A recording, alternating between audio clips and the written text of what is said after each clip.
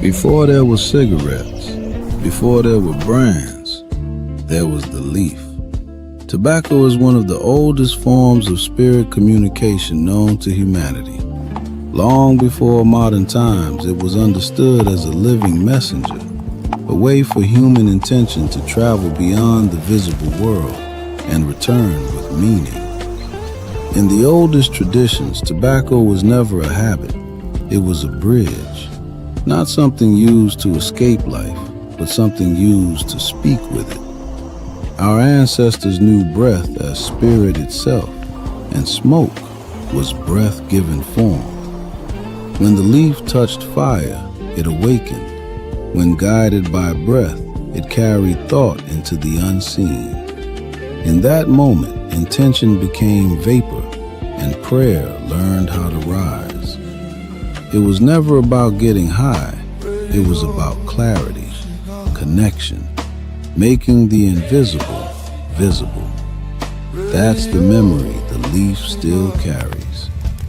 Radio Cigars. Radio Cigar. Radio Cigar. Radio Cigar.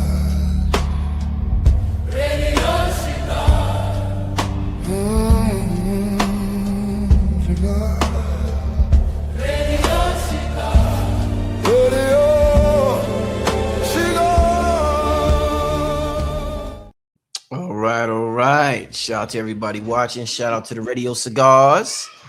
We got an absolutely amazing show lined up tonight, and want to welcome to the show. Y'all ready to see what it's about? Y'all see who it is? Y'all know what we in store for tonight.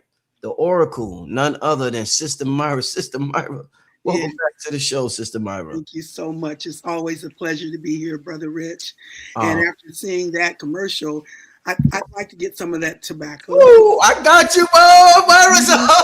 How do you expand, to a spiritual tool that's going to open up this energy for us? Myrah, I am going to text me after the show. I'm going to send yours out because I got an order going out tomorrow. I'm going to send yours out tomorrow. Okay. Everybody who ordered, let me just so y'all know I ain't playing. Hold up, so y'all know I ain't playing. I got a big bag full of orders going out tomorrow. Wow. Fantastic. Shout out to everybody who ordered. I got y'all tomorrow, but Myrah, I got you tomorrow. I'm gonna share the link in the chat for everybody who wants to donate as well. Yeah. Listen, family, as y'all load into the chat, Sister Myrah, I think I want you to start out because there's so much going on right now, Sister Myrah. The world is absolutely turning upside down. Wait, hold on. Absolutely. Yes. Just put this in the chat. The link for the cigars for those who. The world is absolutely turning upside down. Yes. Before we go into everything that's going on, there's so much going on astrologically, and I think the fire horse year just is starting, and we got an eclipse happening tomorrow, and we got a new moon. I mean, a lot is going on. But I would like, in the tradition that we usually do with Sister Myrah at this time of the year, could you let us know how is the Super Bowl? What's the symbolism of the Super Bowl with everything that's going on, Sister Myrah? Then we'll just go on from there. I mean, it's tying into everything that you're talking about. This is why I like to do the symbolism of the Super Bowl, because all we're doing is looking at another level of energy. Spirit, you have to combine energy to create spirit. Spirit is always a combination. You have to pull energy. So that's why they say we're more than one. It's called in my name, so shall I be Father's Spirit. You have to pull energy. So everything is about a collective. And we're just looking at another level. The Super Bowl is where we come together collectively and focus. It's your focus. It doesn't matter what you think about it. If you hate it, you love it. If you're focused, you're energizing. You're contributing to the energy or the spirit of that energy. So when we're looking at the symbolism of the Super Bowl, any sports, any group activity, you're just looking at another level from a personal to a collective level or a spiritual level. And that's pretty much a good theme for this show. How we have to now start understanding there's always two sides of the coin. It's always about a balance between opposites. And the biggest opposite, the biggest balance we have to do right now is between personal and collective. Personal is individual, that's physical. That is, and it's okay for you to have your own personal ideas or your own personal values. You see, the thing is that the opposite is the collective or the spiritual values. So what's right for you versus what's right for the collective or spiritually is what we're looking at as we put those two halves together. So it's not about you being wrong in your personal values and ideas, but it's how you harmonize your own personal values and ideas with how it's opening up collectively, for the many, for the most. So learning how to harmonize between balancing between your personal values and your collective values. That's what we're looking at when we're looking at the symbolism of the Super Bowl. We're looking at, how to put what is personal value to us and what we're stepping up to when it comes to connecting our personal with our collective and seeing a higher form of information by looking at it from a collective level through the energy. So it's a connection between, especially the topic that you approached me with when you talked about Neptune in Aries. That was just so spiritually orchestrated, Brother Rich. I wasn't going to reach out to anyone about doing the Super Bowl show, but what you reached out to me about with Neptune and Aries corresponds and harmonizes with the Super Bowl symbolism. So to me, that was spiritually orchestrated for that to happen. And the reason I'm saying that is starting with Neptune in Aries. We look at the planet Neptune. The planet Neptune is the planet of spirituality at its highest vibration. Neptune, if you lower the vibration of Neptune, you have deception, you have illusion, disillusions, you have deception. At that lower level vibration of that Neptune planetary energy. But the highest vibration, and right now we're on the spiritual half of this universal purpose being fulfilled. There's a bigger purpose being fulfilled, and we're just the individual aspects of that. So right now, we just hopped the fence to the spiritual half. Energy only goes 180 degrees at its maximum. And once it's reach this maximum 180 degrees, which we have on a global level in the physical half, we've reached the maximum of that 180 degrees. And now it's time to cross over to the opposite half, the spiritual half. And the first level in the spiritual half is the planetary level.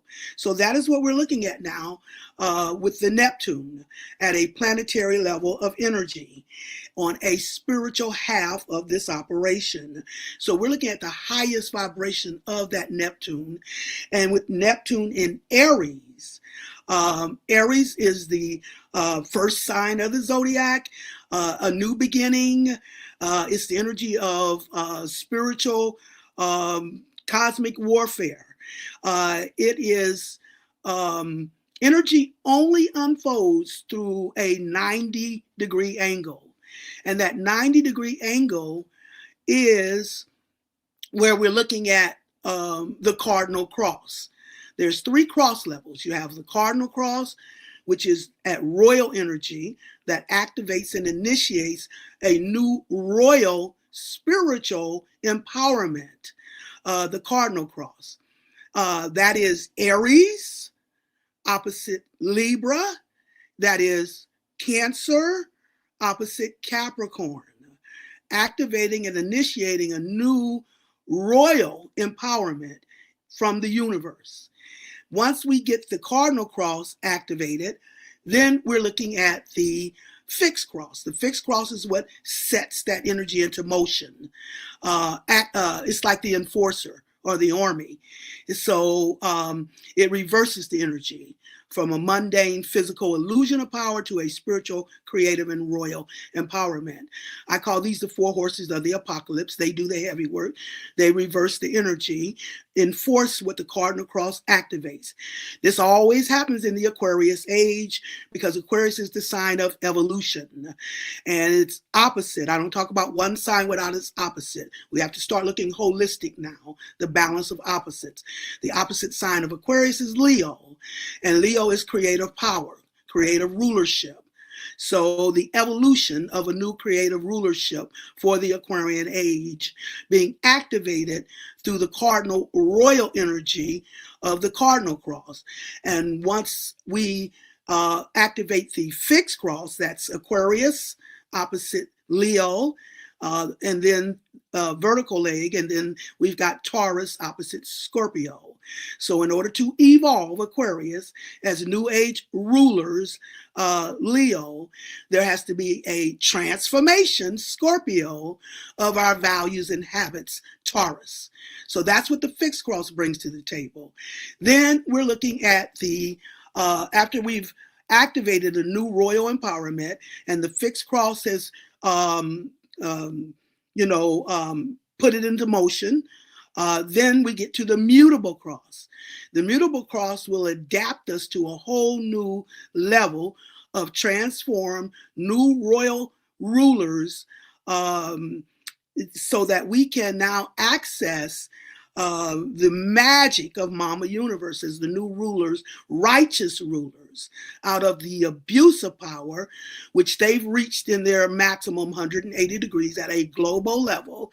They've reached their maximum of their corrupted abuse of power.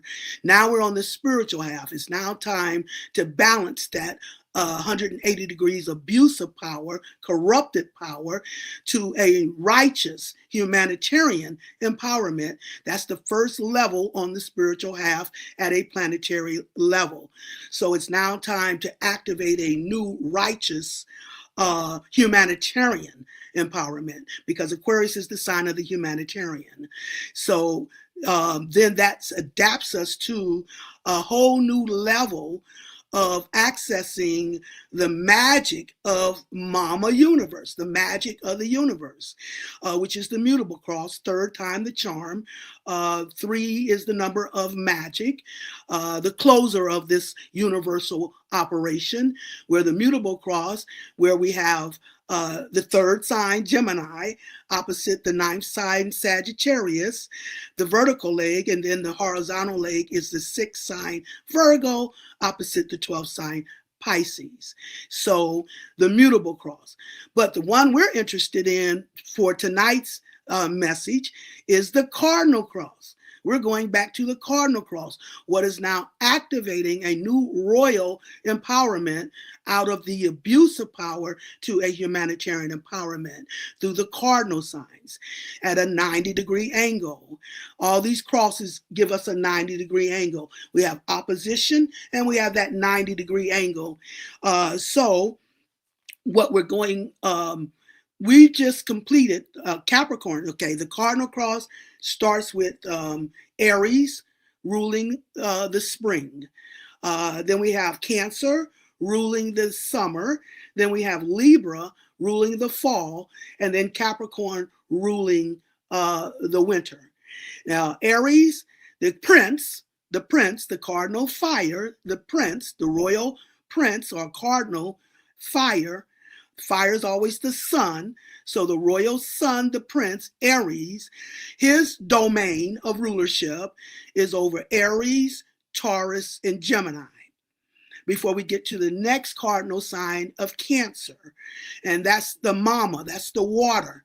And her, the queen, cardinal water, the queen, Cancer, rules over Cancer, Leo, and Virgo, till we get to the next cardinal sign of Libra, the king, the air. The air is always the father element.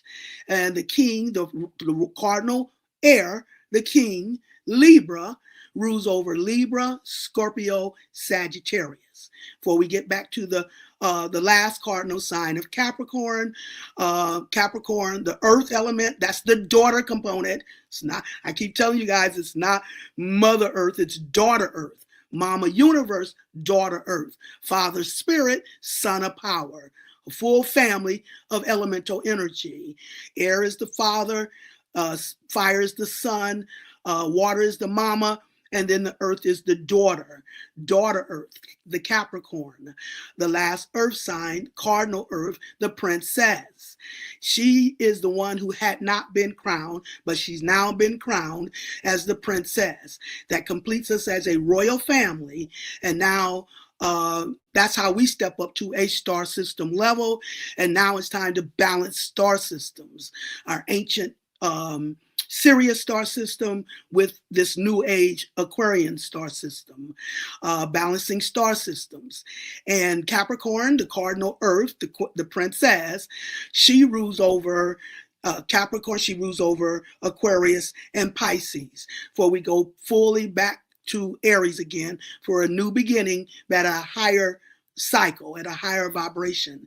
So right now we're between, when it comes to the cardinal cross, we're between the Capricorn, just ruling over Aquarius and Pisces, and we'll be in Pisces in a few days, leaving Aquarius. And so that's the domain of the daughter when we get back to the domain of the sun, Aries. The next cardinal sign will be Aries, the prince. And that is the purpose of Neptune going into Aries. Neptune, the planet of spirituality, is now entering the next cardinal sign of Aries, which is spiritual warfare or spiritual empowerment. Fire is power, creative powers, you see. So, we're not talking a physical warfare. We're talking spiritual warfare, a spiritual cosmic energy, how we're reversing the energy from the mundane physical illusion of power to a spiritual, creative, and royal empowerment. That is what that Neptune in Aries is indicating. It's time for a new empowerment, cardinal, royal empowerment. So a spiritual reckoning, as things are now reversing, the balance of opposites. So that is what we're looking at, a new spiritual warfare when it comes to us entering a new beginning, when it comes to a cardinal or royal empowerment. So a new cycle beginning when it comes to a royal empowerment. And this is a bigger purpose that the universe is activating. And that's what Aries represents, activation. Because the planetary ruler of Aries is Mars. And as we're talking from personal to collective, Mars, when we're looking at Aries, we're looking at a personal level, more physical, personal level. But when we're taking it to a higher level of vibration, we're going to look at the planetary level, which is now Mars. And this is significant for this Super Bowl because, does anybody, can anybody actually tell me if they know who is the hawk-headed deity? Who is the hawk-headed deity? The hawk-headed deity is Haru energy. And Haru is, representing how we're now taking this from a personal level to a planetary level, a higher level universally on a spiritual half of this operation of the universe. So the hawk-headed deity is Haru, which was who? The Seattle Seahawks. the Seattle Seahawks won the Super Bowl. So that's also connected to Aries energy. The Seattle Seahawks, the hawk-headed deity. Aries is the most personal sign of the zodiac. The most personal sign of the zodiac. That's why they're the I. You hear a lot of I, and me with Aries. And, you know, my overall energy is Aries. What I call my signature energy is Aries. I have an Aries rising, I have an Aries Jupiter, and then my overall signature energy is Aries. You know, so the most personal sign of the zodiac. So Aries is where you come to your full 360, full spiral, 180 degrees on each half, comes together to complete a 360-degree spiral, which is how we open up a vortex to the next level energy vibration. So the next level, this is how we're now stepping up to a new level of spiritual energy in the universe from a global 180-degree half, where the powers that have been have reached their maximum corrupted abuse of power at a global level. All the systems of the world have become fully corrupted at a global level. The system of illusion. And I mean all the systems. We're starting with the religious system, the political system, the medical system, the pharmaceutical, the educational system, the entertainment system, legal system, news media. All these are global level of corrupted power of the illusion that have now reached their maximum of their fully corruption and abuse of power. So now it's time to hop the fence. When you complete that 180 degree, you don't blend energy. And a lot of people had questions about that, but you don't blend energy, you harmonize energy. That means you complete one half, because opposites can't occupy the same space at the same time. So you have to complete one half in order to activate the opposite response in equal measure at 180 degrees to complete that 360-degree spiral. That's how you open up a vortex and access the next level energy vibration. So now they've reached their maximum of their 180 degree of corrupted power. And now we've hopped the fence to the spiritual half at a planetary level. On the physical half, we have first your own balance with your own spirit. That's the first level. Then you have a mate level. Then after the mate level, you have a family level. After the family level, you have a community level. And then that takes you from a local to a national, international, to that global level where you reach that maximum 180 degrees. And once that maximum 180 degrees have been met, then it's time to hop the fence. You don't straddle the fence because we don't blend energy. We complete one half only to reflect the opposite response in equal measure. Now we're hopping from the physical half to a spiritual half. And the first level, like I said, is that planetary level. And that is what these Super Bowls have been showing us, how we are now stepping up from a personal level to a spiritual level, or the physical to a spiritual level in this holistic operation. We're now on the spiritual half of this universal purpose being fulfilled. It hasn't yet become as perceivable yet because energy unfolds. And we just hopped that fence at this past winter solstice because spirit only works in spirals.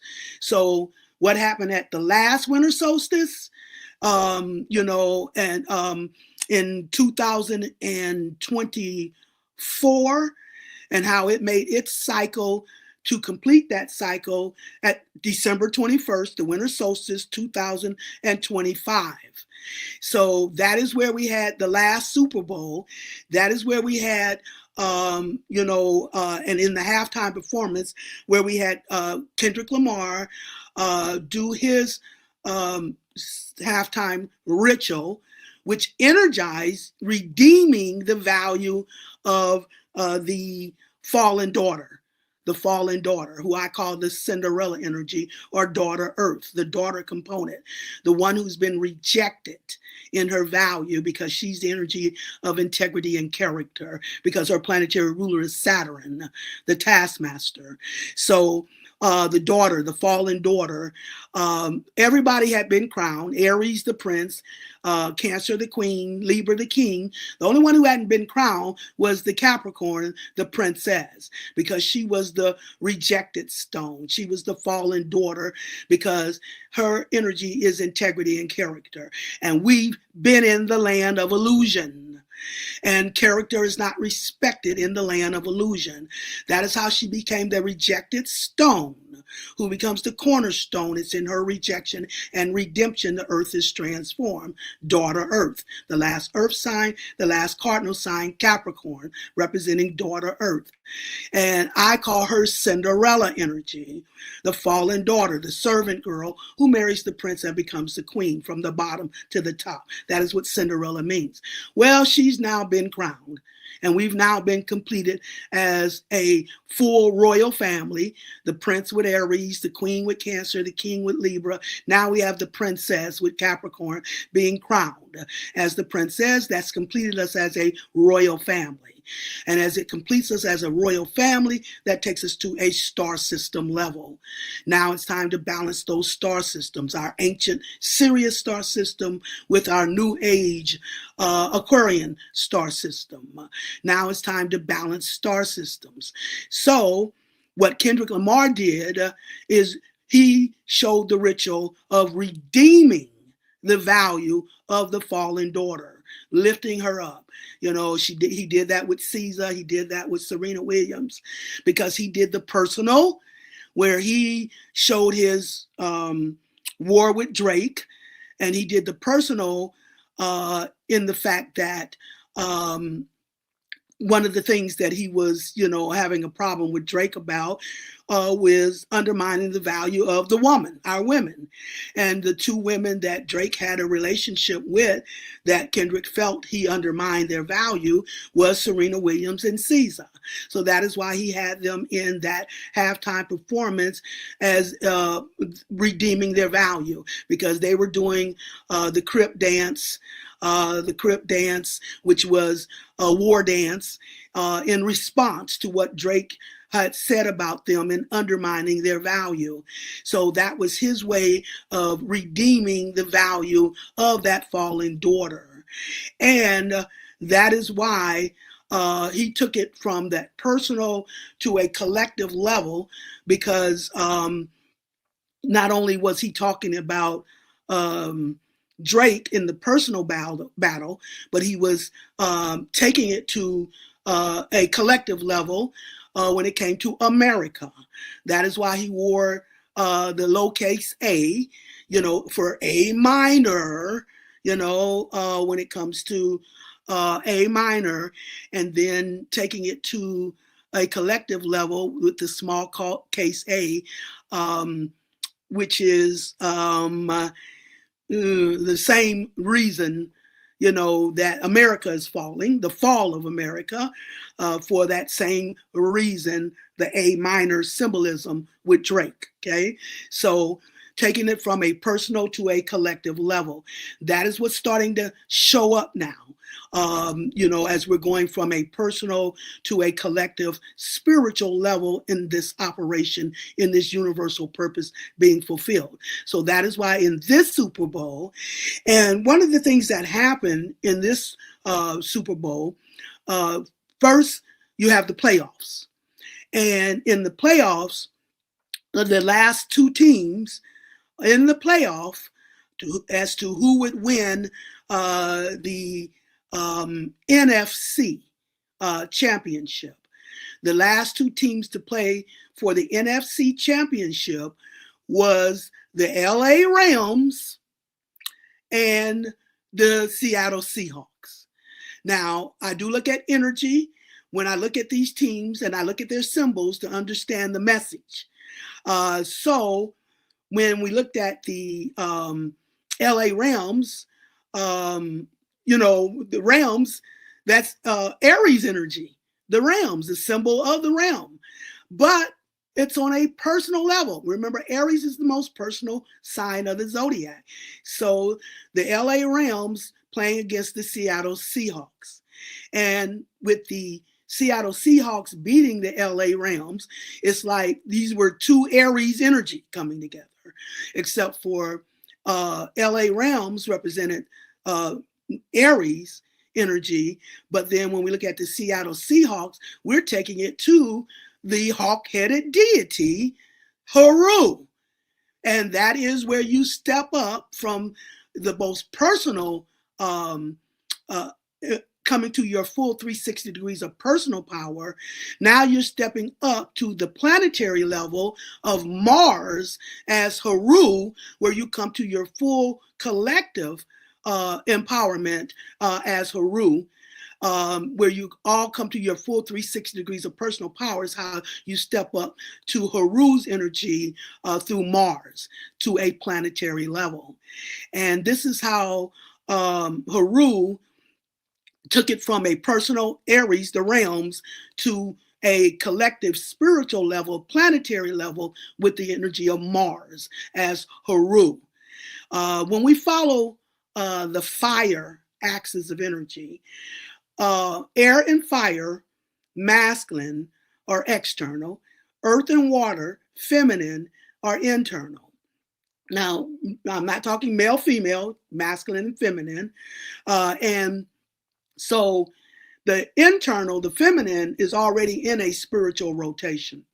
But the external masculine is in a physical rotation. So what we're going to do is we're looking at spiritual messages. We're going to reverse the rotation of that fire axis of energy, where in the physical, we would go from Aries to Leo to Sagittarius. But in the spiritual, we're going to reverse that. We're going to start with Leo. Leo energy. Leo is the energy of creative powers. All fire is creative powers, but Leo is where you're personally creative in your power. As the material kingdom falls, the creative kingdom is what's going to rise. And wherever you're personally creative at is where you're going to rise in your power in this new transition of energy from a personal physical to a spiritual collective level. So now stepping up, to identifying your own personal creative powers through Leo, and the planetary ruler of Leo is the sun. So the sun represents full exposure, everything now being exposed. When we put Aquarius in balance with Leo, in the Aquarian age. That's why this always happens in the Aquarian age, because it's now time for our evolution, Aquarius. And as we balance that with Leo, our evolution into our creative empowerment. And the planetary ruler is the sun. So it's the resurrection of the sun into his creative powers. He then resurrects into Aries. Aries, where he comes to the full 360 degrees of personal power, steps up to his Mars energy as Haru. Aries is the most personal sign of the zodiac, and the reason you come into your full 360 degrees of personal power in Aries is because you don't talk about one sign without its opposite. And the opposite sign of Aries is Libra. Libra is the sign of partnership. It's air, which is spiritual. So everybody gets into partnership with their spirit through the Libra energy. So that is why Aries brings that wholeness to the table automatically, because its opposite sign is Libra. So that is why we see Aries holistically as Haru in its full 360 degrees of personal power, because the balance of Aries in its opposite energy is Libra. So that is where we resurrect from Leo into Aries, where we step into the full 360 degrees of our personal power as Haru. That's where we step up to the planetary level of Mars. And then all the Harus will then come together in Sagittarius, the last fire sign, the ultimate sun of power. Now, the planetary ruler of Sagittarius is Jupiter, the planet Jupiter. Jupiter is the great beneficent. Everybody gets their blessings and empowerment through Jupiter, the last Sagittarius, the last fire sign, planetary ruler Jupiter, the great beneficent. Everything Jupiter touches in its energy, it brings in abundance. So abundance of blessings, abundance of empowerment. But before we could step up to that abundance of power in Sagittarius and open up to our abundance of blessings, we had to first prove to the universe that we will not abuse that power, but use it righteously. That's the only sin in the spiritual reality, which is opposite the physical, where there's a multitude of sins. There's only one sin in the spiritual reality, and that's the corrupted abuse of power.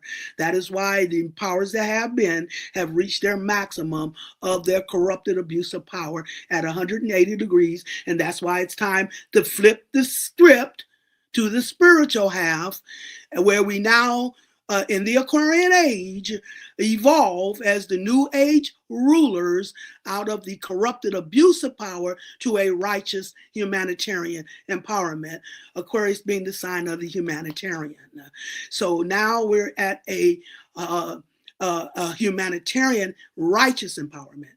So the only way that what happened with Sagittarius, when it bring all that fire together, resurrection of the sun, Leo, stepping up as Haru, Aries, Mars, and then coming to Sagittarius with Jupiter, the abundance of power.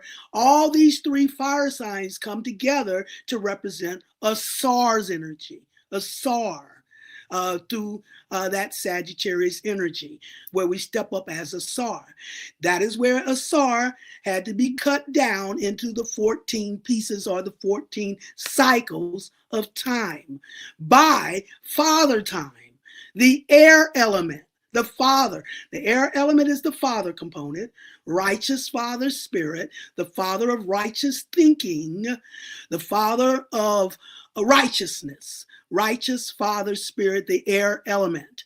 He's the Father of righteous thinking, and he represents Father Time. So the Father of righteous thinking, the air element, Father Time, had to cut the ultimate sun, fire, of power down into 14 cycles of time so he could mature and how to use that power righteously without abusing it. So that is what the story of a SAR cut into the 14 pieces is all about.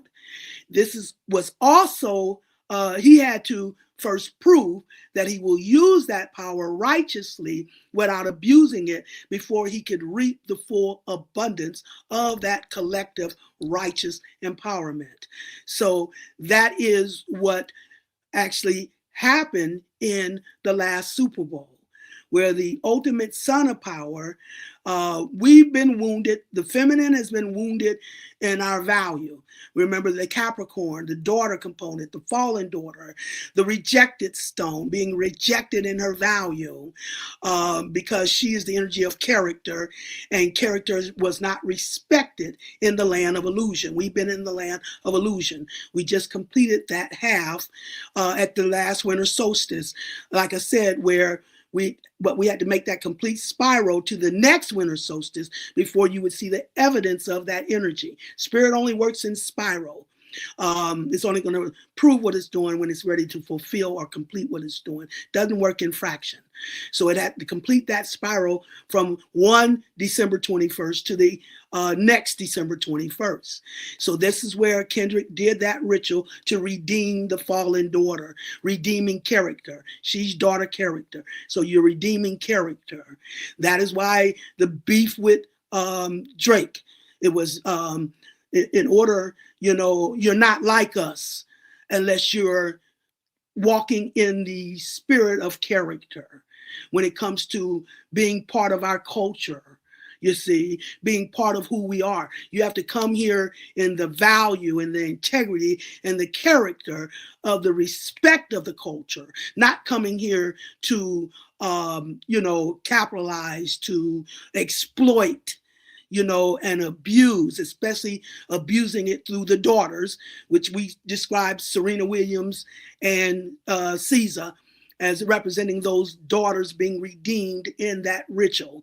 So redeeming the daughter is synonymous with redeeming character. So that is his beef. You're not like us. You can't just come and perpetrate yourself as one of us unless you're coming here in the respect and the honor and the value of character when it comes to our culture, you see. So that is the not like us. If you're not coming here to represent this culture in the integrity of character, redeeming the value of character, which is daughter earth, then you're not like us. You're not one of us. And that's how you're showing yourself as not one of us. It has all to do with the integrity and the character of representing us as a culture. So redeeming character. So since that was done, and he also, like I said, he took it from a personal level to America, the fall of America, the small case A, for the same reasons that America is falling, in the same connotation as to why, his beef with Drake and him not coming as to this culture and character, but for exploitation. So that is how he showed the redeeming of the value of character. And once that happens, the redeeming of the value of character, that is how we then resurrect Asar. Asar is then resurrected into his full abundance of power as Asar, where we're now stepping up collectively and spiritually in the abundance of that power and the blessings of that power. So this is where each one is showing how we're taking things to a new level, a planetary level, which is the first level on the spiritual half of that 360-degree balance, 180 degrees on each half, and now being on the spiritual half at a planetary level. It's now time to redeem the value of daughter earth or daughter character. And that is how we step up, as Haru, redeeming the value, or reflection of how we're stepping up and demonstrating that energy at a planetary level. And the symbolism of that is, Spirit had me doing the Super Bowl symbolisms right after 9/11. That's when Spirit started me doing these Super Bowl symbolisms. And it took me through a whole aspect of how, we're looking at a higher vibration from a personal level to a higher vibration through that collective.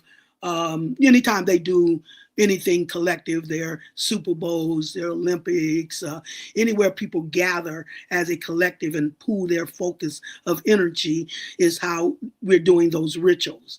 So that's how they had me start looking at those rituals through that Super Bowl symbolism right after 9/11, War on America. And we had the realms in that Super Bowl. I think it was a different realms. I don't think it was the LA realm, but we had the realms in that Super Bowl, and they were playing the New England Patriots, because the New England Patriots represents the patriotic spirit. The patriarch, I know I don't got the right pronunciation, but the patriarch spirit of the government, the system of illusion. So they took out the realms right after 9/11 War on America was their halftime program, War on America. They really wanted to activate a war with Iraq right after 9/11. So they did the Super Bowl ritual, War on America, to energize what they wanted to see unfold for that year. So War on America. So taking out the royal prince through Aries, and the patriarchs. Then they took out the queen in the Super Bowl against the Carolina Panthers, North Carolina, looking at Charlotte, Queen Charlotte, as they took out the Panthers. The New England Patriarchs took out Charlotte, or North Carolina. This is where we had Janet Jackson with the uniform, her costume malfunction. And that was symbolic because she represented the matriarch, and playing against the patriarch, where they had Justin Timberlake playing the individual aspect of the patriarch, who humiliates and degrades the matriarch.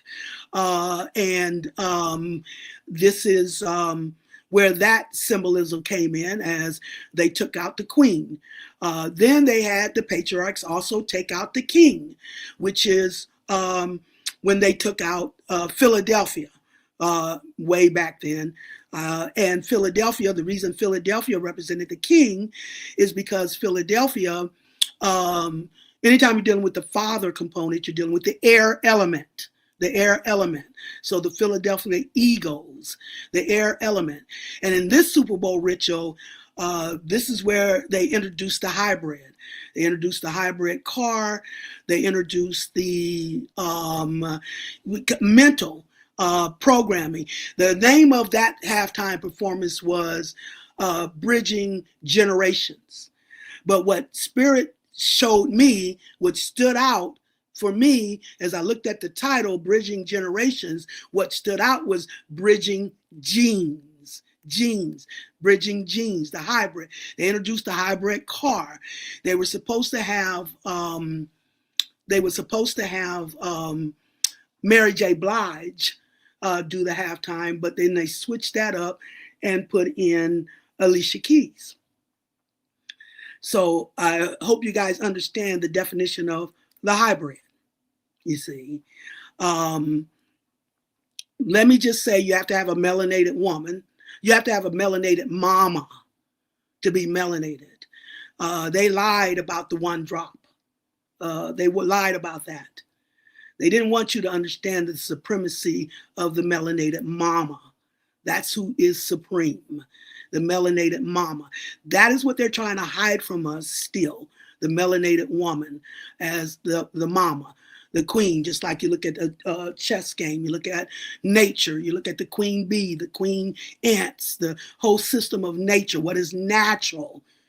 This is the ultimate warfare, natural versus artificial, from natural to artificial. So what is natural? So that's the supreme, the mama, because she's the one who passes the melanin through the water element. The melanin. You have to have melanin to pass it to your child. If you don't have a melanated mama, we never had a melanated president, not in this present lifetime. We've never had a melanated president, and that's why we didn't get what we expected. Because it was not a melanated president. You are what your mama is. It's that simple. Whatever your mama is. Because it's the mama who passes the melanin.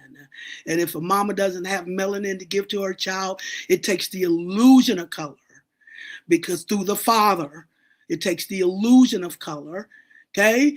Because the masculine dictates the external. The feminine dictates the internal. The DNA, the mitochondrial DNA, that's that energy DNA.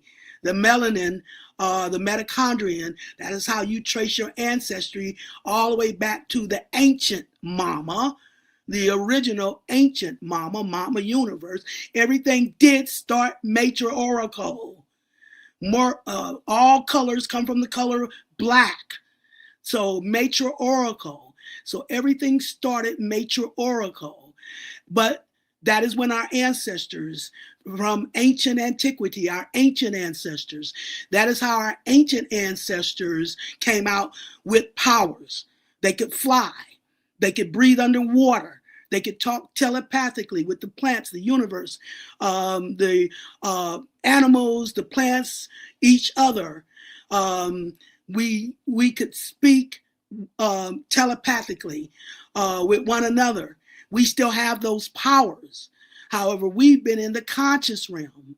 Those are in the subconscious, the antiquity, the mama's domain, the water component, the original ancient ancestors with powers. This is who they pattern the superheroes after, our ancient ancestors, coming straight out from the blackness of Big Mama universe, fully melanated. But spirit is spiral. So it spiraled from the matriarchal half, where it became external and masculine, air and fire, external and masculine, the patriarchal half. And anytime we get into the Aquarius age, it's come back full circle to hop that fence to mama's half again, or the matriarchal half again, where we step back into the subconscious, our Akashic records, our ancient memory, the soul realm. There's 3 levels we're dealing with now. And this harmonization of energy. We're dealing with the soul realm, the subconscious, the cosmic realm, mama's domain, the ancient ancestors. And then we're dealing with the spiritual realm. That's the conscious realm, the air element, the conscious realm, father's domain. Now we're dealing with our spiritual ancestors. Mama tells us where we came from, our ancient family lineage, our Akashic records, our ancient memory, the subconscious domain, the cosmic realm. When you go to sleep, that's where your spirit takes you in your astral traveling back to your ancient energy family. We have 2 families, you guys. We have a subconscious, we have the ancient energy family, as well as we have the physical family. The physical family is in the, why I call daughter Earth, the Cinderella, from the bottom to the top. We have the physical family, which on a collective level represents the step family. The physical family is the one that will wound you. All this has only to do with energy and how energy unfolds through a negative and positive polarity. No pain, no gain. To the same extent the pain will be the same extent the gain, but you have to complete one half, and we just completed the pain half, the physical half. We've been the physical vessels of sacrifice and struggle, not just this lifetime, but a multitude of lifetimes. And now we've completed that half, and all our sacrifices and struggles through many lifetimes are now being tallied up for an investment in what's now ready to balance out in opposite spiritual return, in spiritual empowerment and spiritual reward. So we have 2 families. When you astral travel, you go back through the astral travel to the cosmic realm, back to your energy ancient family universally. But the physical family, the conscious realm, your physical family, that is your step family. That is the family who will wound you. Energy only unfolds through the balance of opposites. So the physical family who wounds you, that negative polarity, that's your step family collectively in this Cinderella story. So the physical family as a child growing up, how you were wounded subconsciously in that physical family or your step family. And it doesn't take away from the love. It's all love, because you took your mission and your purpose as an energy being, you took it as a family unit. And you and your family decided together who would play the role of the heavy and who would play the role of the sacrificial lamb of the family, because that's the only way energy unfolds. So we knew somebody, this is all about family, the whole aspect from your cosmic family, which is your ancient ancestry, mama telling you where you came from, your ancient family ancestry, to the spiritual family, that is your spiritual ancestors. These are your conscious family, the ones that have transitioned in this lifetime. They are the ones who go on that front line as your spiritual team and entourage. Your spiritual family, the ones you're conscious of that have made their transition.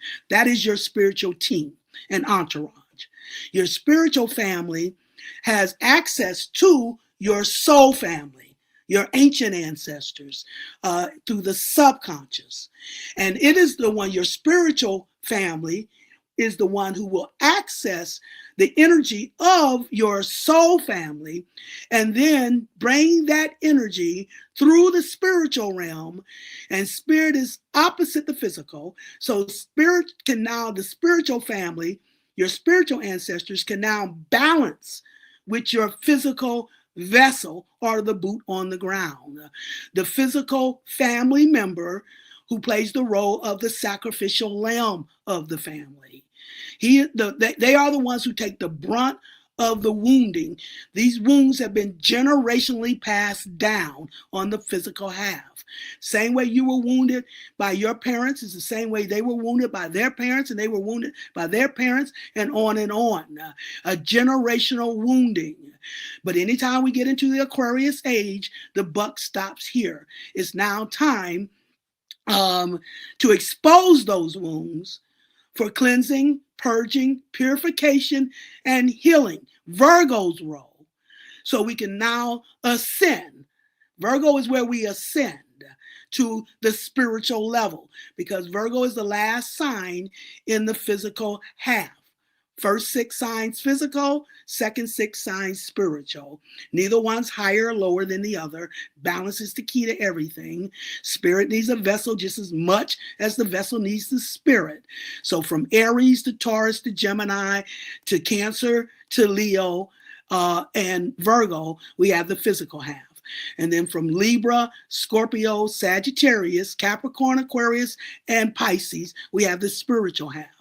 So the last sign in the physical half is Virgo. And Virgo is the one who, everything is going to be an opposite reflection. Right now, we're dealing with Turning Point USA.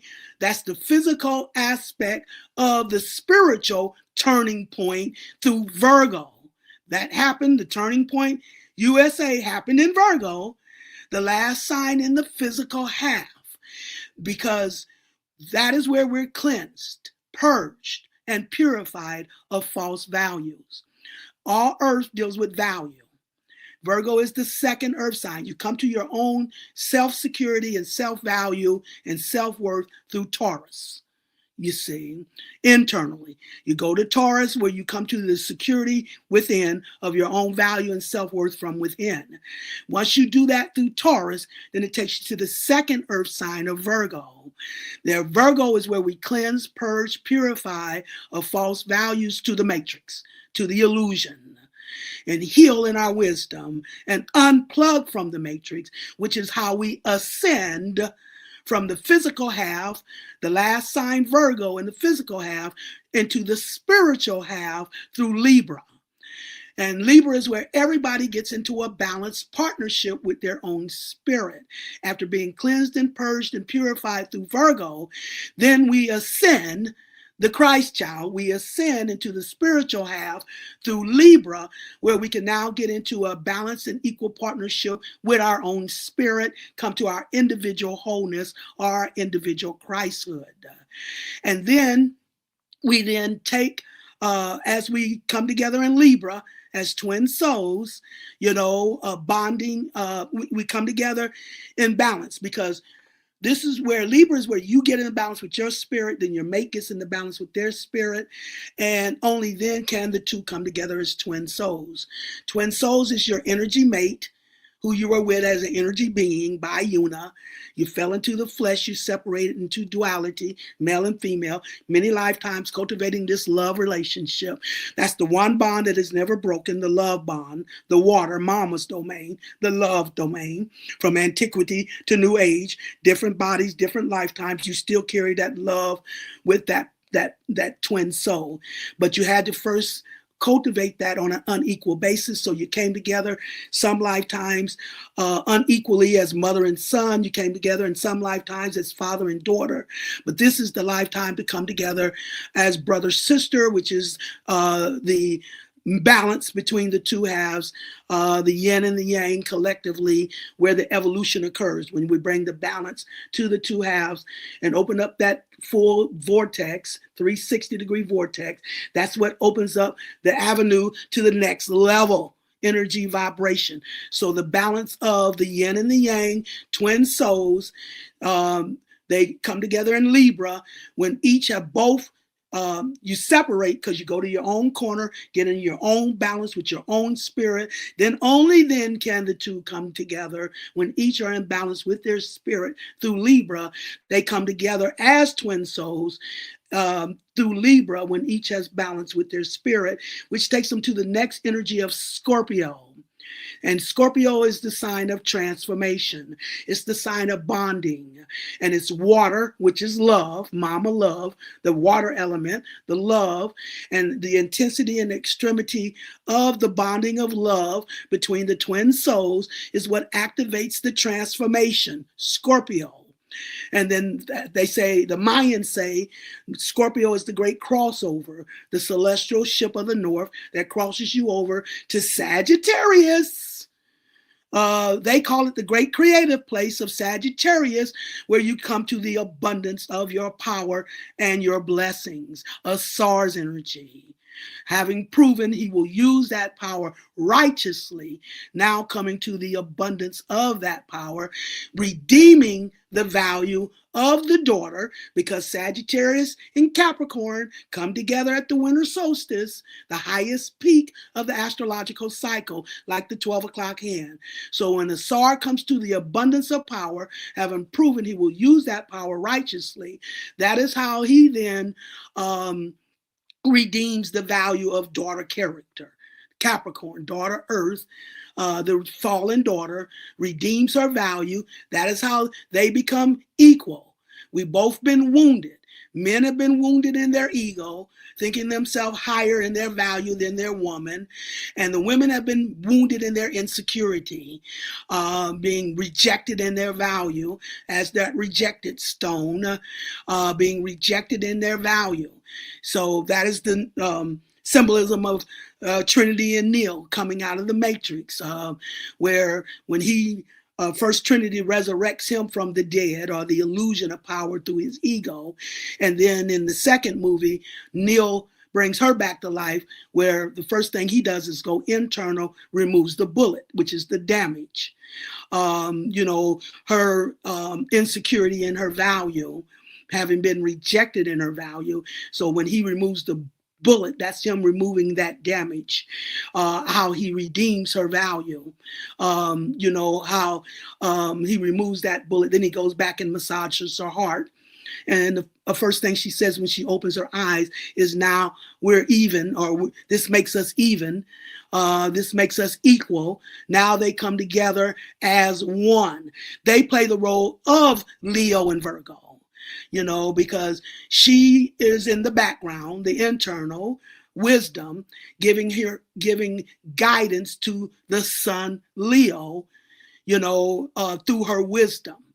And he moves out and exposes the power as the sun, guided by her wisdom. So they play the role of Trinity and Neo, Leo and Virgo, in the movie The Matrix. So resurrecting him, and then him redeeming her in her value. And so that is what's happening when we look at the winter solstice. Sagittarius Asar, now redeeming the value of the woman, the daughter, and then now being able to resurrect into his power, which is what this Super Bowl indicated with Asar, a Sar actually resurrecting into, a Sar in his resurrection, which is where we looked at the Seattle Seahawks at a planetary level, from the Aries personal to the planetary level as Haru. And the interesting thing in symbolism is the team that plays the royal daughter throughout these Super Bowl rituals, the team that was chosen to play the role of the daughter was the Pittsburgh Steelers. You see the EL in Steelers, you see the EL in Cinderella. What's interesting in how it was symbolized through the Super Bowl at a planetary level, how the son redeems the value of the daughter, is because the only two teams that has won 6 Super Bowls, the only two teams that's won 6 Super Bowls is the Pittsburgh Steelers and the New England Patriots.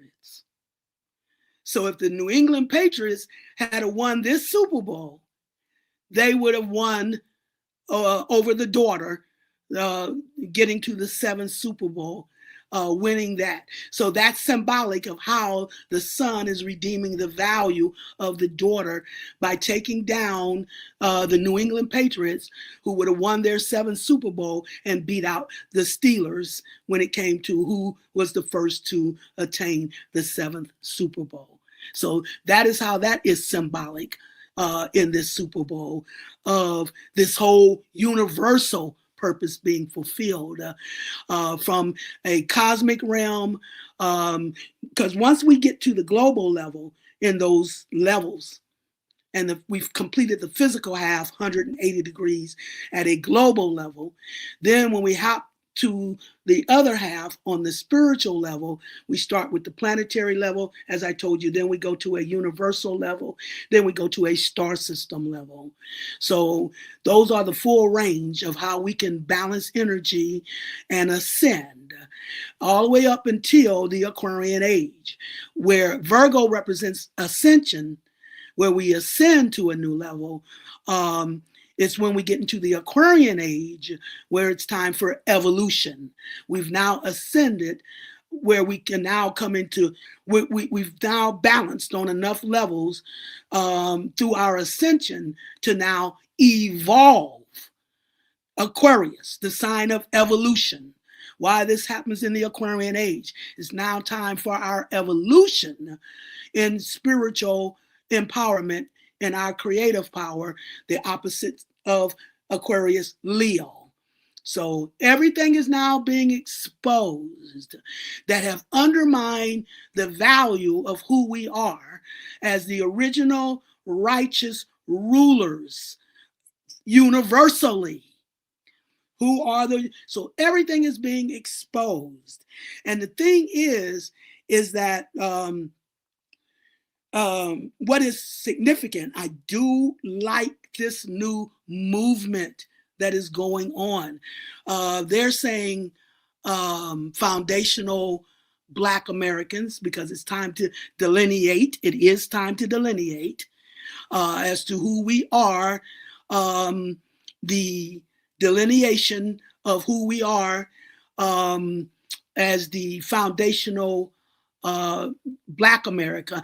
I prefer what I would hope, I like that term because I like the delineation, but I would make a little change. And you can do it the way you want to do it, but I would call us the foundational copper color Americans, because when they first came to the Americans, that is what they found was the copper color people on this land originally.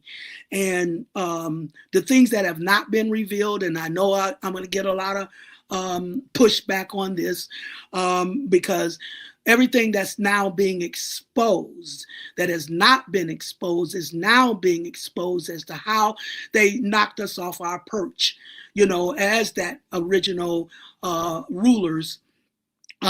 So everything's being exposed as to what's been hidden, as to who we are as the original rulers of the Americas, because the Americas is really the most ancient land on the planet.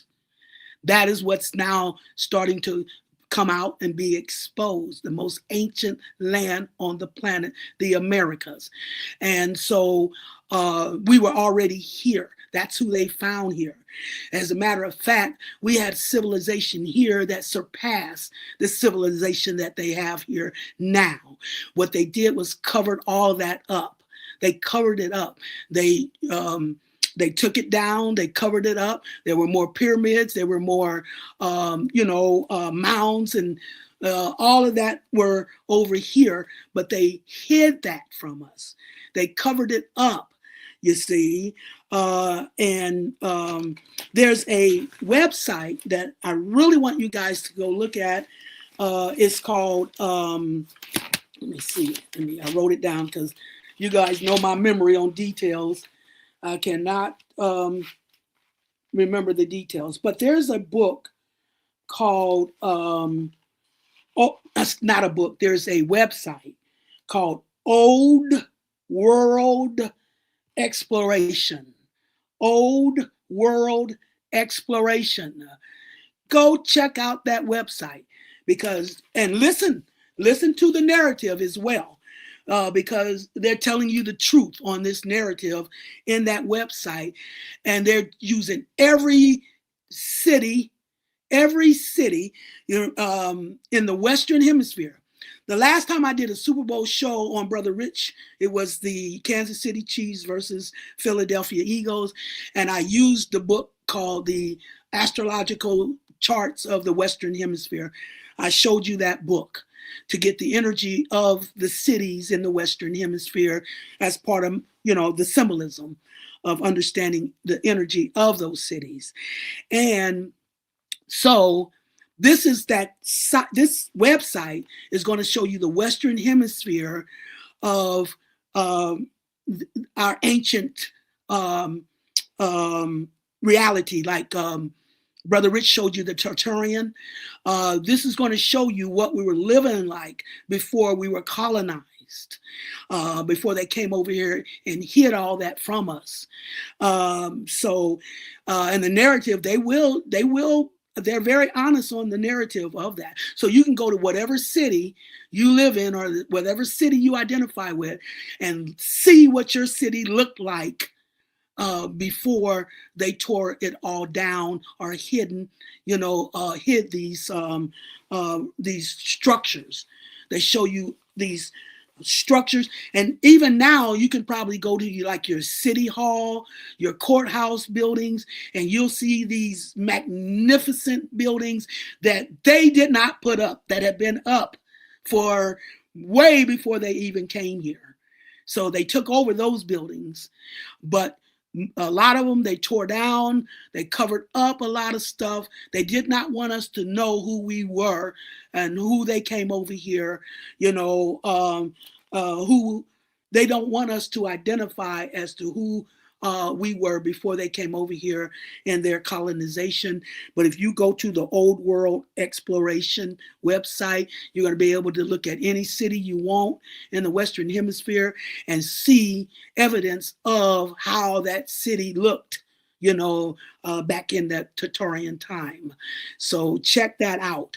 But all that is now becoming exposed because of the Aquarian age and its balance with Leo, and the planetary ruler of Leo is the sun. The sun is always full exposure. So that's why everything is now being exposed, everything that's been hidden as to who we are, because you have to know your power in order to activate your power or step up to it.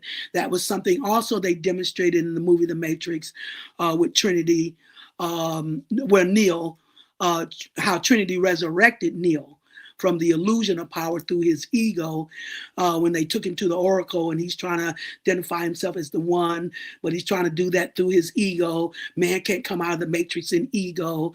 So That's why the oracle said, no, you're not the one, because he started doubting himself as the one through his ego. And that's why the oracle said, no, you're not the one. And she points to the sign above the door that says, know thyself, which is the message our ancestors left us. Know thyself. You have to know you're the one before you become the one. If you don't know you're the one, then you're not the one. That's also the Aquarius and Leo axis of energy. Aquarius, I know. Leo, creative powers. I know I am a creative ruler to activate that power. If you don't know it, you don't have it. So know thyself. That was also what they were telling us, how Trinity resurrected Neil from the illusion of power through his ego by passing the knowing to him. You know, she knew he was the one because the oracle told her she was going to fall in love with the one. She was going to fall in love with a dead man. And I told you in the beginning that mama love, the water aspect, the ancient mama, she's mama love, the water aspect. And you have all the energy in you. Don't identify. It's a family of energy. So knowing you're the one, in order to activate that power.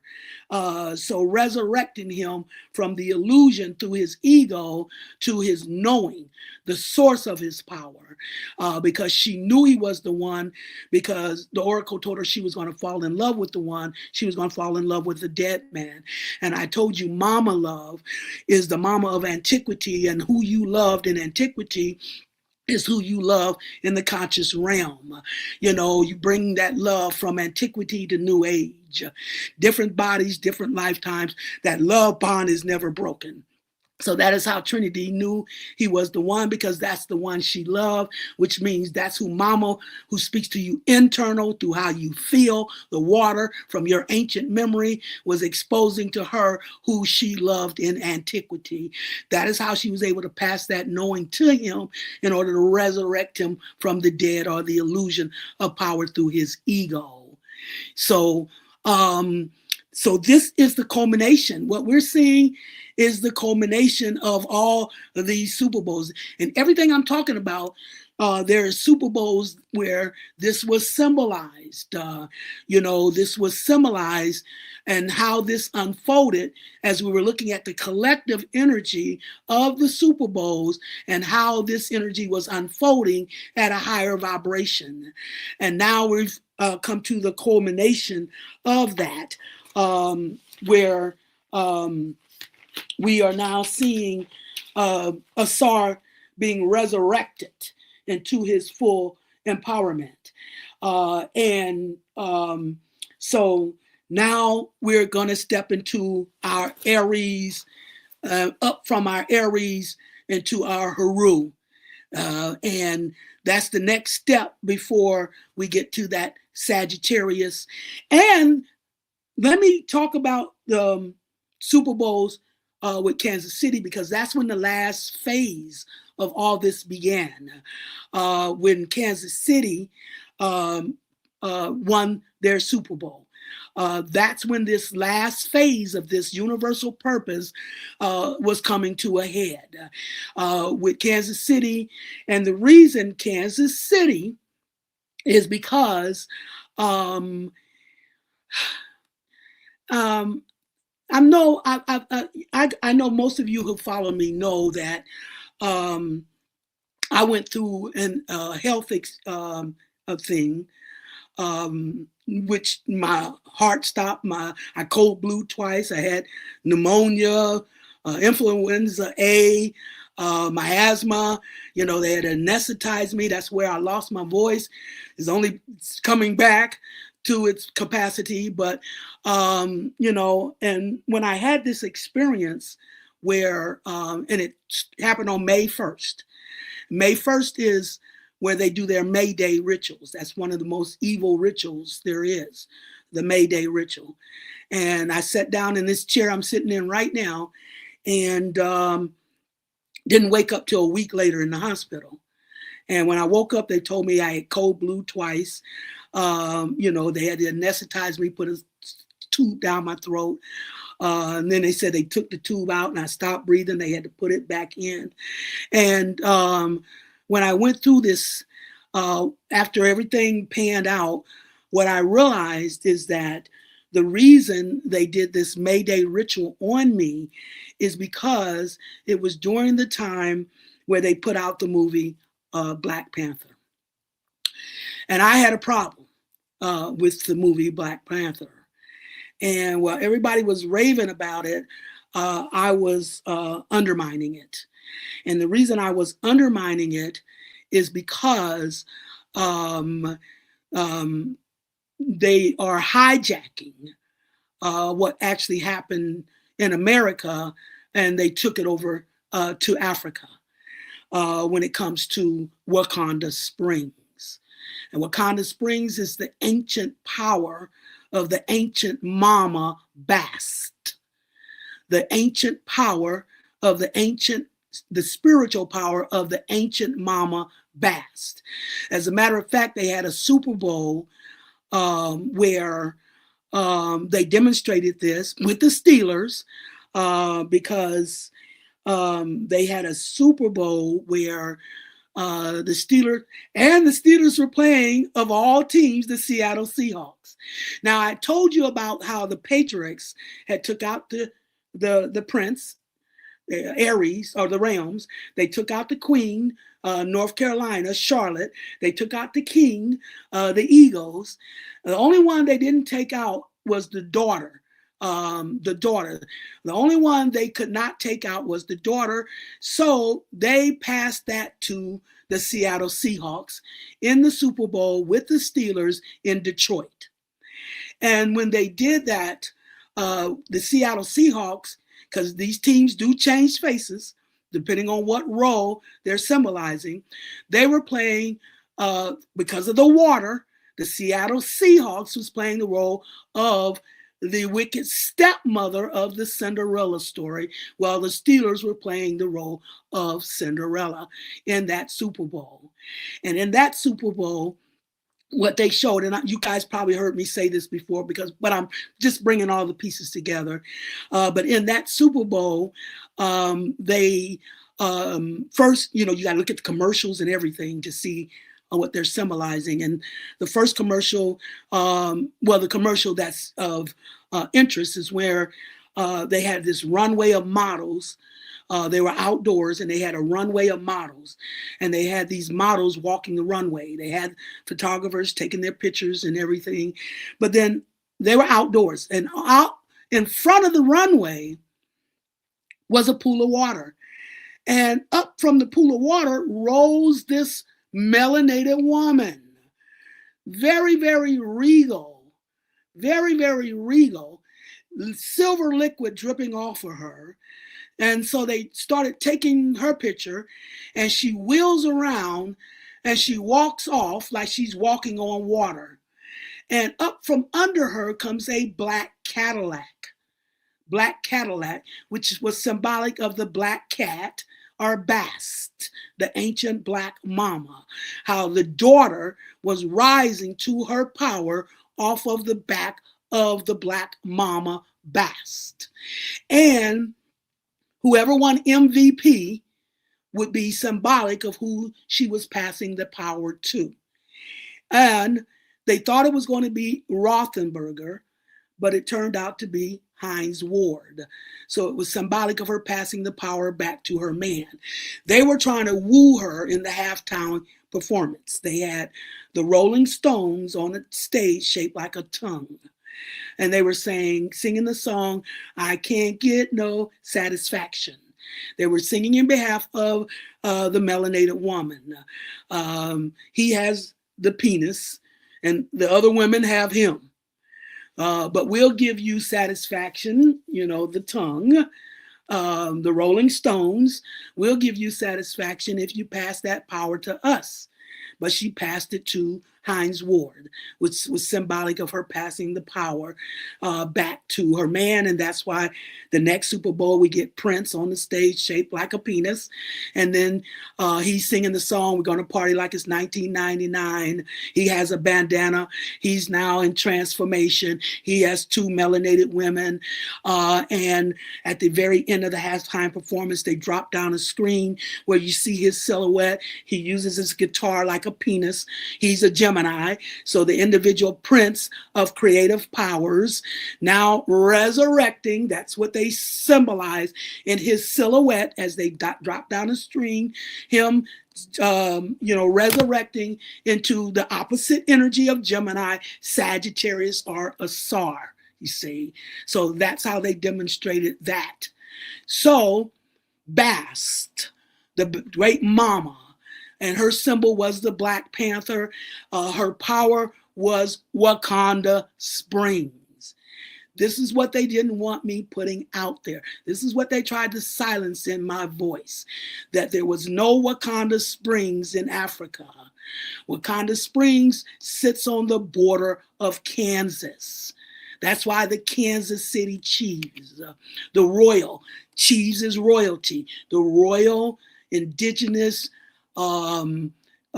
Indians, copper color Indians of the Americas, where Wakanda Springs sat on the border of Kansas, between Kansas City, Kansas, and Kansas City, Missouri. So the first Super Bowl Kansas City won was identifying those copper color original royal Indians whose magic spiritual power was Wakanda Springs, and the symbol of the Black Panther Nation. There were 9 states that represented in the Midwest that represented Panther Nation, Black Panther Nation of Wakanda Springs. Wherever the lakes extended through those 9 nations identified the Wakanda Nation, or the Black Panther Nation of Bast, the ancient Black mama, the Black cat, the Cadillac, the Black Cadillac, the Black cat, Bast, the ancient mama, Wakanda Springs. And this is why I knew they actually took the map of Wakanda Springs, and I just visited it a few months ago. Somebody took me to that Wakanda Springs on the border of Kansas. But the Wakanda Springs on the border of Kansas, that where those lakes extended out defined those 9 states of Wakanda Springs. And the 9 states, Wakanda Nation, the power of Wakanda, through that Wakanda Springs. And the reason I knew that, because one of the states is Nebraska, and I live in Nebraska, and we have a elementary school called Wakanda. We have Wakanda Lakes, 25 miles south of Omaha, where I live. We have Wakanda Lakes. So all these 9 states that have Wakanda Springs is where we see that Wakanda Nation. That's why Kansas City cheese were used to show who these original royal people were with that magical power of Wakanda Springs. They actually took the map of Wakanda Springs and reversed it in the movie Black Panther. They showed you an upside down version of Wakanda Springs in the movie Black Panther. And that's what they wanted to shut down. They don't want the supremacy of the mama being exposed, because that's the opposite, you gotta look at everything in its opposite, you see. So what's the opposite of Black mama? Okay. What's the opposite of Black mama? So that is going in opposition, to their control in what you think in your reality, you see. And that is one of the reasons they did the father, the air element, how you think, how they did bridging genes, or they introduced the hybrid to replace the original mama, with the hybrid. They don't want you to understand the supremacy of the melanated woman. I once, when I used to be on Facebook, and I was putting out a lot of posts, and one of the posts that I decided to put out was the supremacy of that melanated mama. And, as I was writing it, they were erasing it. As I was writing it, they were erasing it, and on that post on Facebook. And at that time, I didn't understand the significance of why they didn't want me to put that post out there, because I had put a lot of other different posts out there that I thought was more significant or just as significant, but that's the only one that they actually took down in front of my face. They took that post down. That is what they want to hide. They don't want you to understand that supremacy. So that is why Kansas City was used to identify. The next Super Bowl Kansas City went to after that was they played against the who was that? They played against the Tampa Bay Buccaneers, the Pirates. And when I looked up Buccaneer, the word colonization came up. The thieves, colonization. So after they identified the royal people, the Indians, through the first Super Bowl with Kansas City, the second Super Bowl, Kansas City plays against the Tampa Bay Buccaneers, the Pirates, who then beat Kansas City. So colonization, this is how we're seeing the bigger story through the energy, collective energy. So colonization, how we fail. And then the next Super Bowl, the next one, that's when we had LA and Cincinnati. And then after that, Kansas City gets back to the Super Bowl. And now that is when they played against Philadelphia Eagle, the one where I did the Super Bowl on Brother Rich's show before, where they play the Philadelphia Eagle. And when I used the book, the Western Hemisphere, show you this book. You guys, when I showed this book the first time on Brother Rich's show, one of my clients tried to go buy the book. She said it sold out. After I showed them this book, it sold out. They couldn't find it. It sold out, but it gives you the horoscopes of the Western Hemisphere. That is where I get the signs of the different cities and states to use in my Super Bowl symbolism. So when I use this book in that, I showed you Philadelphia, and it talked about this was the birthplace of the laws of America, the first true city, the laws of America, the first true American city. So this is where they designated where all the laws, of America were created. So now that is where we're at, with the Kansas City playing the Philadelphia Eagles and defining Philadelphia. And Philadelphia is Scorpio energy. So defining Philadelphia. And at this time, Kansas City is playing the energy of Taurus.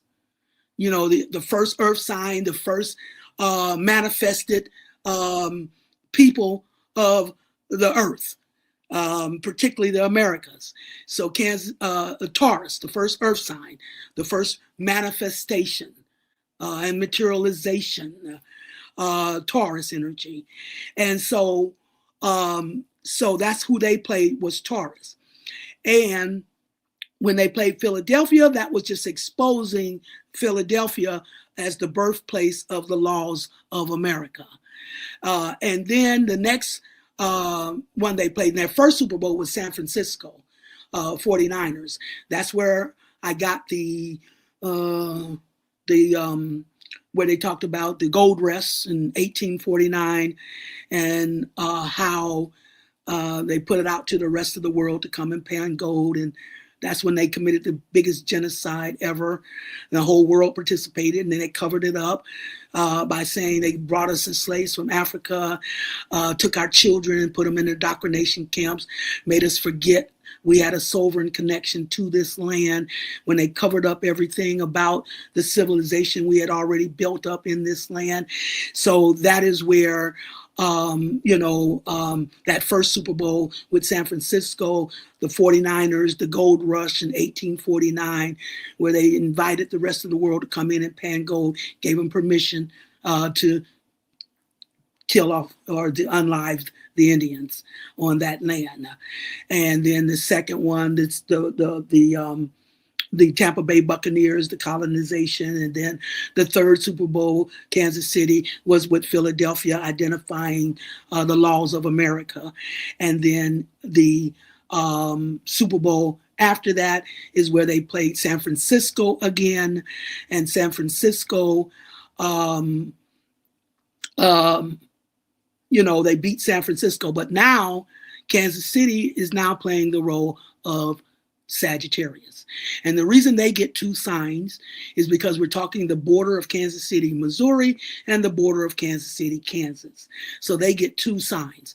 And when they show the original, who we were, that's when they played Taurus. But now they've gotten big-headed and cocky and abusive in their power. So now they're in the role of Sagittarius, becoming abusive in his power. Cocky and big-headed is when they brought in Taylor Swift, and her birthday is December 13th. This was the 58th Super Bowl. That adds up to 13. And then the quarterback wore the number 13. They played the San Francisco 49ers. That 49 adds to 13. So this is where they became corrupted in their abuse of power as Sagittarius. And they won that Super Bowl. But what it was doing was pointing to the next Super Bowl, the 59th Super Bowl, with a number 14, following the trail of the 14 pieces of a star, the 59th Super Bowl in the year 2020, 25, which adds to 9. The 9 is the number of fulfillment. So fulfilling their level, coming to their fulfillment at the level of their value to this universal purpose. So that is why the baton got passed to the next Super Bowl, the 59th Super Bowl, the number 14. Now they're playing Philadelphia again. And now Philadelphia wins this Super Bowl. What it was indicating, Philadelphia as Scorpio, transforming the laws of America back to the original 14th Amendment. Because this is where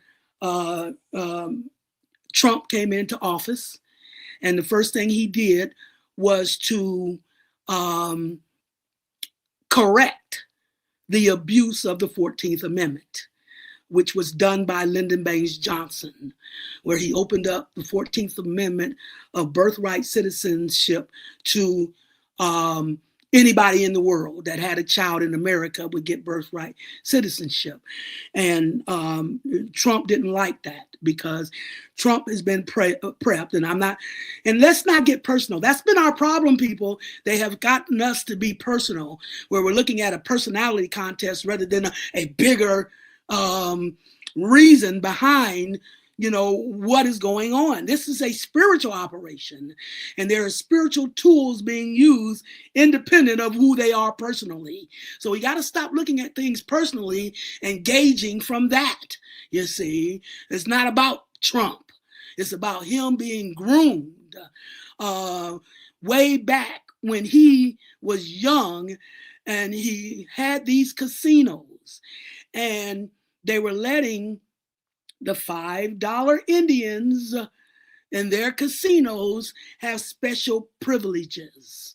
the $5 Indians having privileges in their casinos. And Trump didn't like that because he had his own casinos and they were given, carte blanche.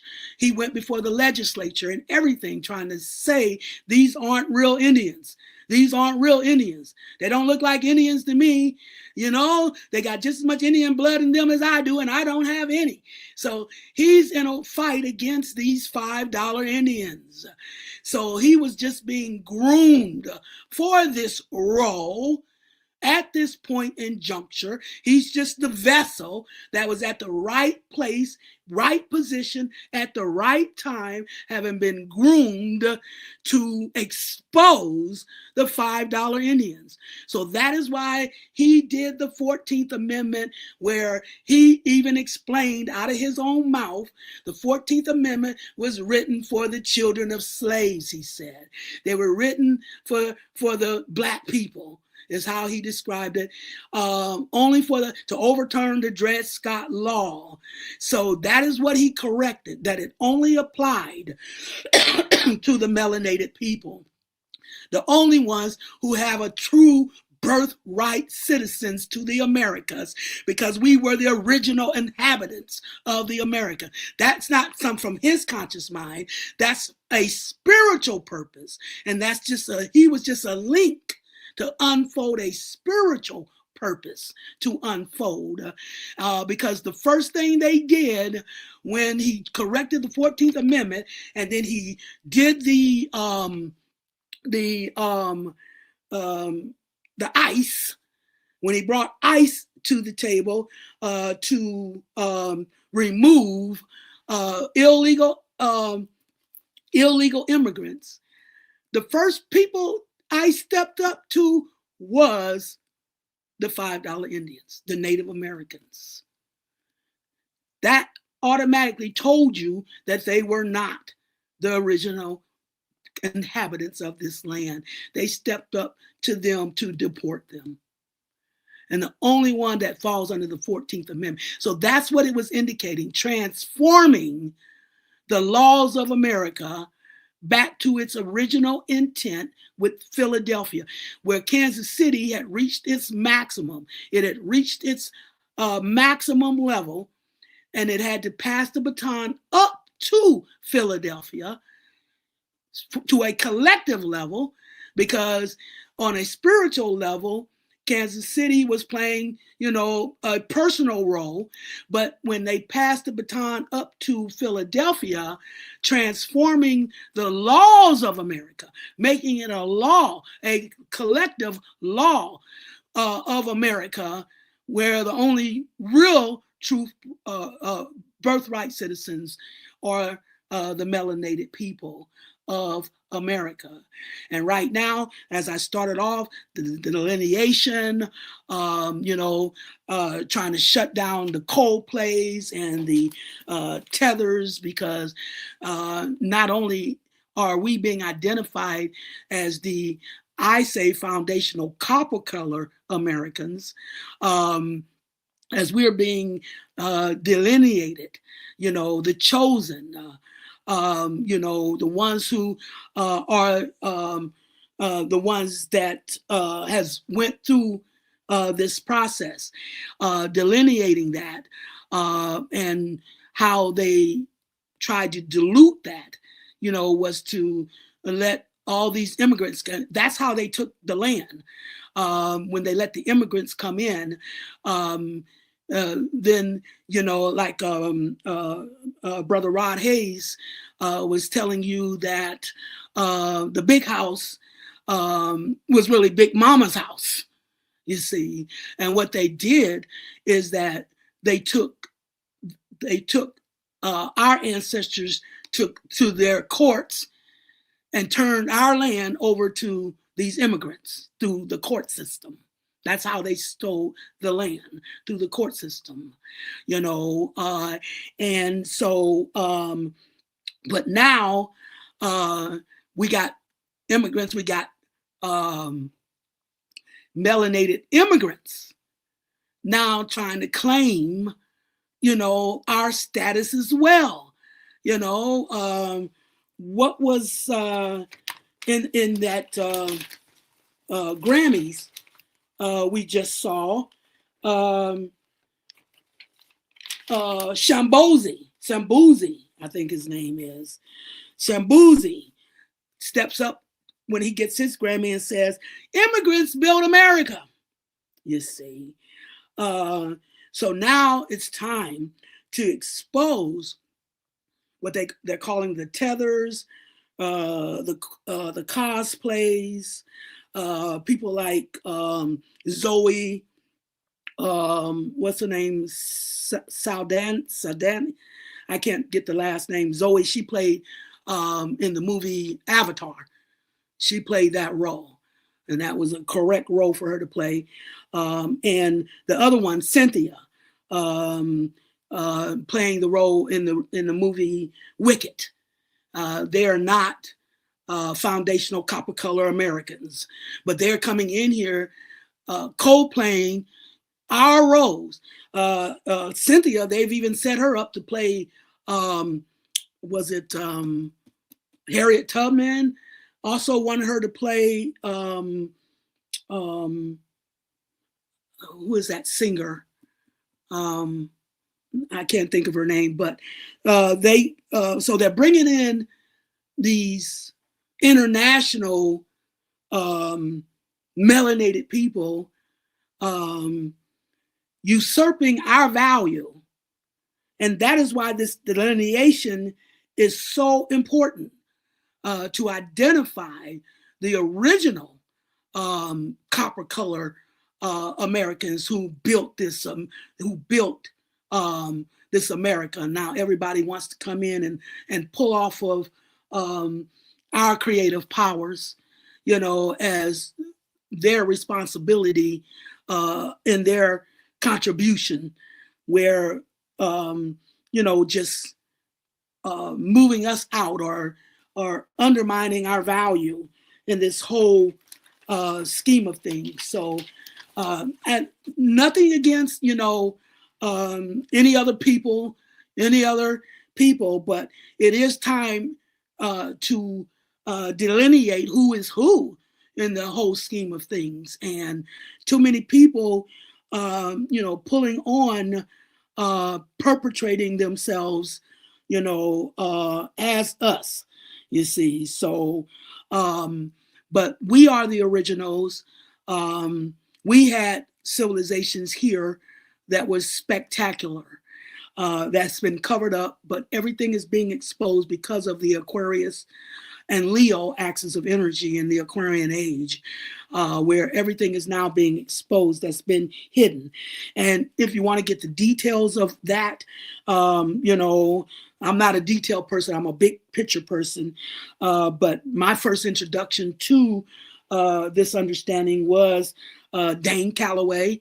He does a very great job of exposing who we truly are as the true Indians of this land, as well as I like Caramillo as well. I think Brother Rich, you had him on the show, but Caramillo as well. Those are the two that I really like to get that information from when it comes to validating. They come with the receipts. These are the two that comes with the receipts to validate who we are as the original inhabitants of this land, as well as the Americas being the oldest land on the planet. They are the ones that come with the receipts on that information. So check them out if you really want to get the details of who we truly are and who America really is in the larger scheme of things. So it's now time for us to step up in our knowing as to who we are, and as the original royalty of the Americas and the civilization that we had.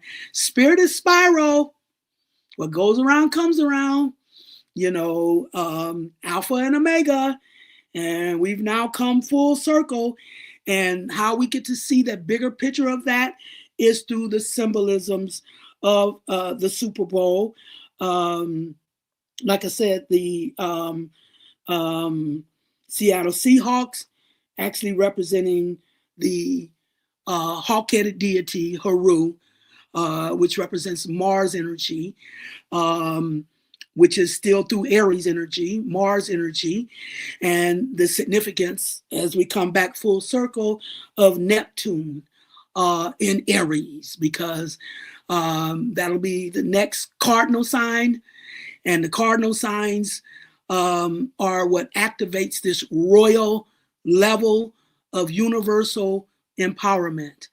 And the new beginning in this spiritual warfare. I've been telling people to look back, and because we're in Aquarius is the opposite sign of Leo.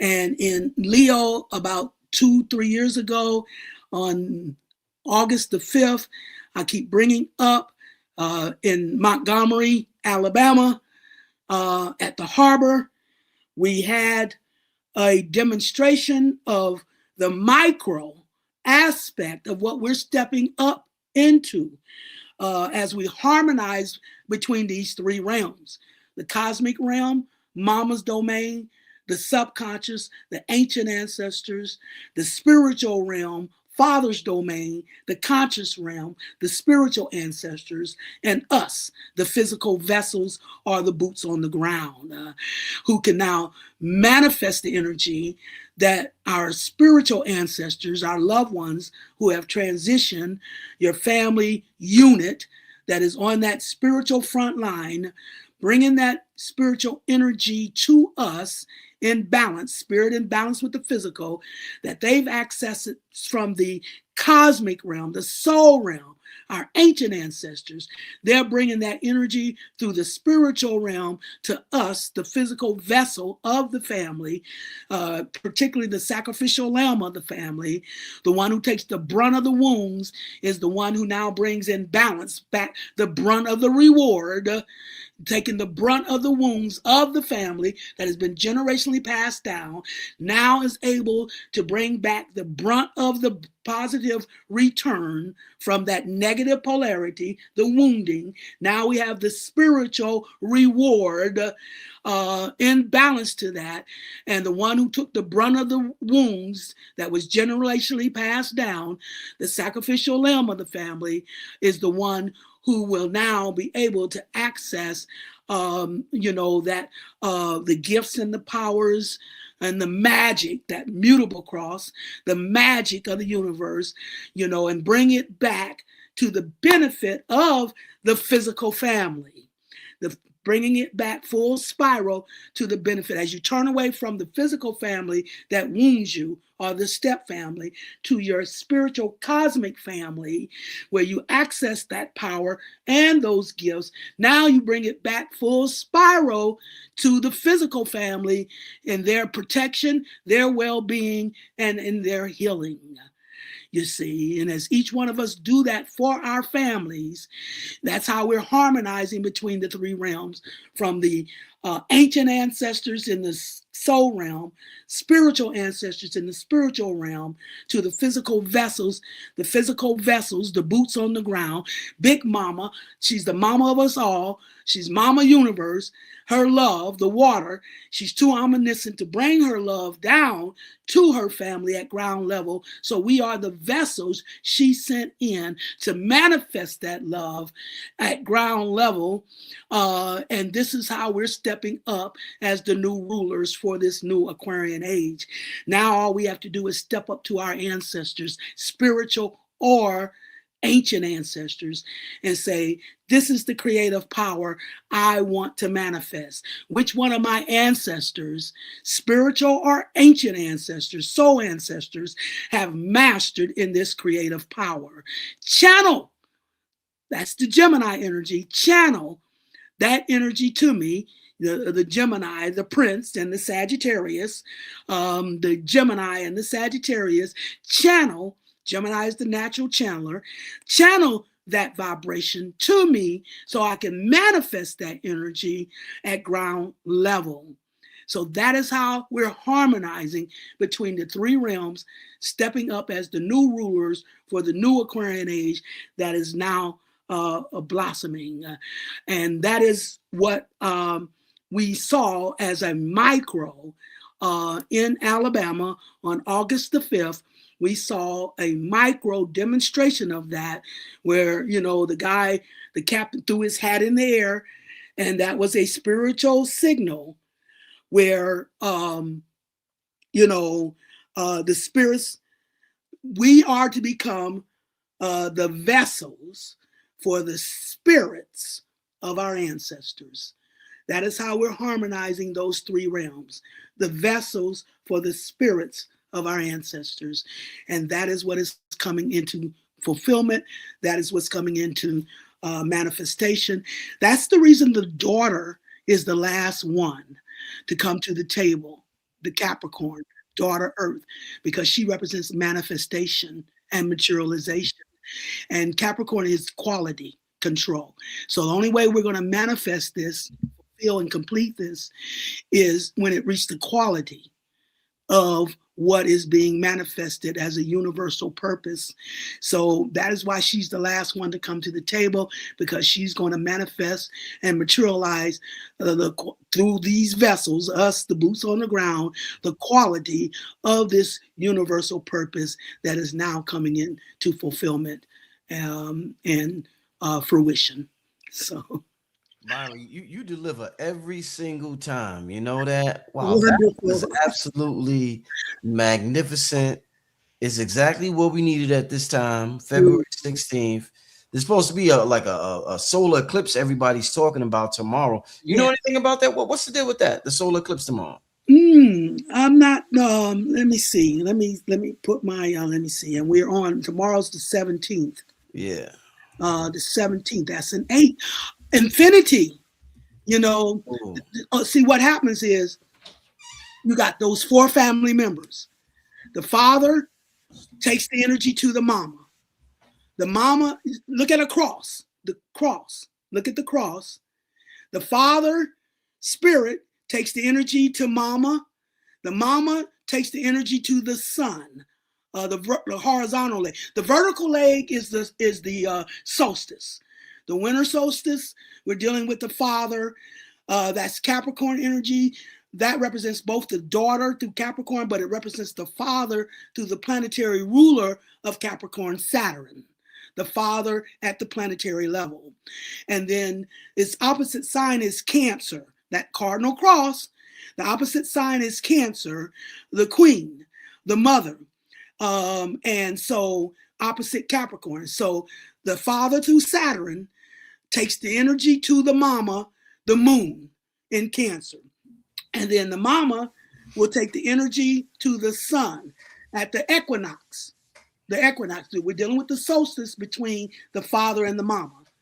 And then the equinox, the horizontal leg of that cross, represents the son and the daughter through Aries and Libra, or Mars and Venus, you see. Mm-hmm. So then the father brings the energy to the mama takes it to that 90-degree angle to the sun, Aries, who then takes the energy across to the daughter, or Venus, who then takes the energy back up to the father. So it makes a figure 8. That's the number for infinity. Infinity, yep. Yeah. And when I first moved to North Carolina, I moved there on March 11th, and I was living in Atlanta before that, and I got a Penske truck, and I hooked my car, and I drove to Atlanta to stay with a girlfriend of mine, a Gemini lady, Jennifer, and it was getting nighttime. The first day I got there, she lived in this apartment complex, so we came down to the truck to get some items out of my truck that I needed to spend the night, the first night there. When we got out there, she said, "Look." And we looked up into the sky in the universe, and it was dark, and it was like these 4 balls of light. Now, it wasn't like somebody was shining a light up from the ground. It was like somebody was shining these 4 balls of light down from Wow. the universe. And Wow. these four balls of light were spinning. All four were spinning. They would come together and then they would shoot apart. They would come together and they would shoot apart. And so, and then we saw a shape of like a cloud shaped like a ship. And I said, well, thank you for welcoming me to Greensboro. And a light blinked on and blinked out. So we went into her apartment and I had got my notebook that I had been building in Atlanta. And when I opened the notebook where I just been doing writings in it, there was the four balls of light, but they were together, the four elements, the four components of the four elements I had put in the book. And what they explained to me, the air element, the father, the fire element, the son, the water element, the mama, the earth element, the daughter. They said where they would shoot apart, come together and shoot apart. They said the father becomes the son becomes the father, the mother becomes the daughter becomes the mother. And this infinite transformation and regeneration of energy, the infinity of the universe is assured. You see, Right. So that is what's happening. That number 8, the 17, the number 4 infinity, how we're completing that number 8 spiral, and you said it was a solar eclipse or a lunar eclipse. Which one? They're saying solar. There's a solar eclipse. Solar. So the sun. They're calling it the Ring of Fire. The sun. Back to Aries, the prince. And then in Neptune, so this spiritual operation coming to a fulfillment, completing that figure 8, the infinity operation. Anytime you're at the highest level spiritually and you want to take it to an even higher level, you have to regenerate the energy. You have to fall even lower than you were high so you can bring it back full spiral to a higher level. So that's where you have to transform and regenerate the energy, which is Scorpio energy. Scorpio, regenerate and transform. Scorpio is the energy of transformation, and its planetary ruler Pluto is the energy of regeneration. And that was the Super Bowl, Philadelphia, Scorpio energy. Right. So, excuse me, not Philadelphia, but Philadelphia is Scorpio energy, but so is the Seattle Seahawks. They were also Scorpio energy. So that's what it's demonstrating, completing this, exposing. The sun is always exposure. So it's giving double exposure of the transformation and regeneration for our evolution as the new, now healed and righteous rulers for the Aquarian, humanitarian rulers for the Aquarian age. That's what I would say that's symbolizing. One more question. Well, you know what? I gotta share because I won't feel right. Let me share. Yes. Sister Myrah's Cash App. You still mess with Cash App, right, Sister Myrah? Yes, I do. But when you start having problems, which you will, they're only going to give me a certain limit. And once that limit max out, then you just go to my website, sistermyrah.com, and you can donate there as well.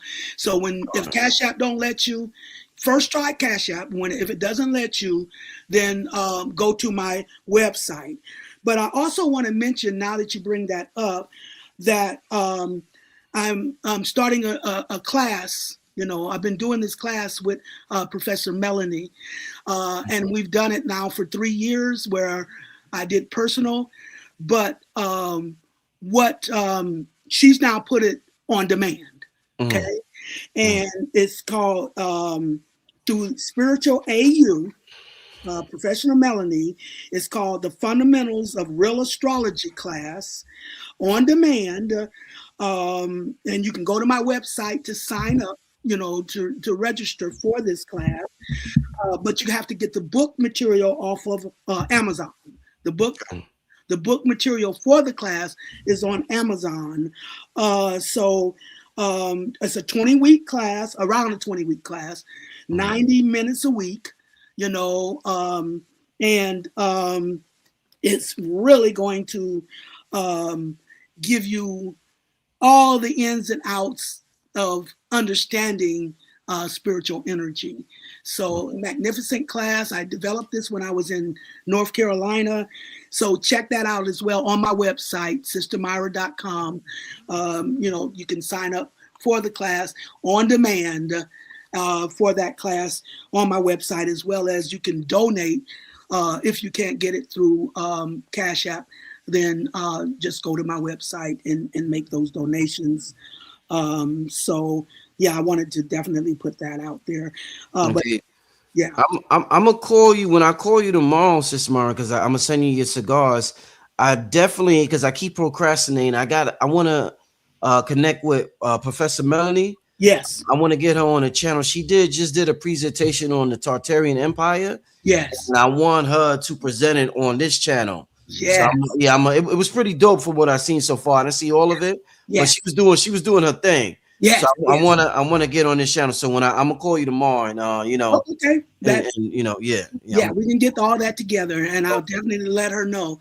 But yes, that's my girl. Between you and her, that's how spirit has lined me up. But one last question, Sister Myrah, Mhm. what do you suggest with the Epstein files? I mean, what we are hearing is absolutely disgusting. Yes. And people don't know how they should respond.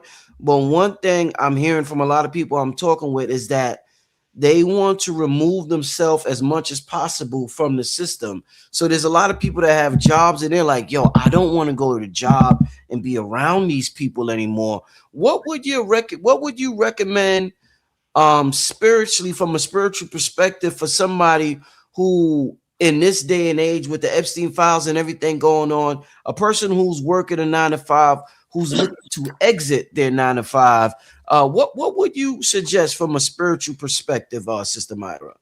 I told you about the Virgo, the turning point.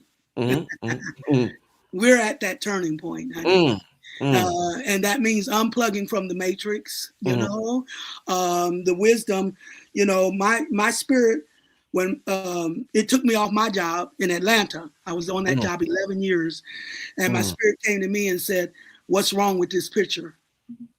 You're in it.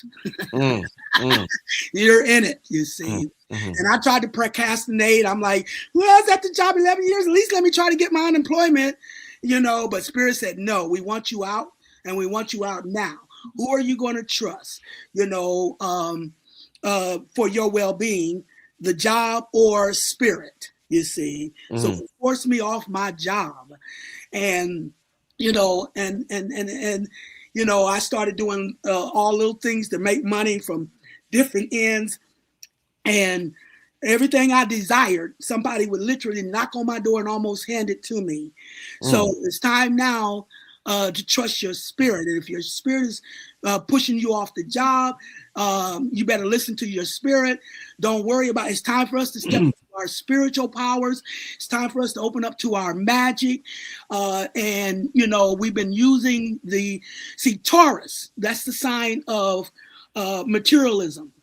And this is what they did. There's a contrast. We have the external physical illusion versus the internal spiritual reality. On the external physical illusion, they took Taurus, the sign of values, and turned it into materialism, so that we gauge our value based on what we possess materially, you see. But that's the illusionary use of Taurus. When you go internal, you're going into your own security and your own value and self-worth based on the mastery of the purpose you've mastered in through many lifetimes. You've been mastering in a purpose, a role you took from the universe. When the universe was passing out missions and purposes, you said, I'll take that mission. And then you took the mission, but when you fell into the flesh, you forgot your mission. Your spirit didn't forget.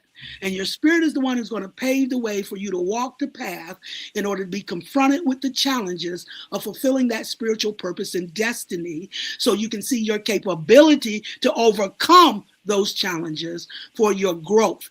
The more you line back up with your spirit, the more you come back into who you are holistically. That's how you open up to the powers and the magic of the universe. Break your dependency on that material. The material kingdom is falling every day. My bank has changed 3 times already. 3 times, because the material kingdom is falling. It's the creative kingdom that's blossoming. So your spirit is trying to break your dependency on the material kingdom so you can go internal and find your spiritual empowerment, your creative power.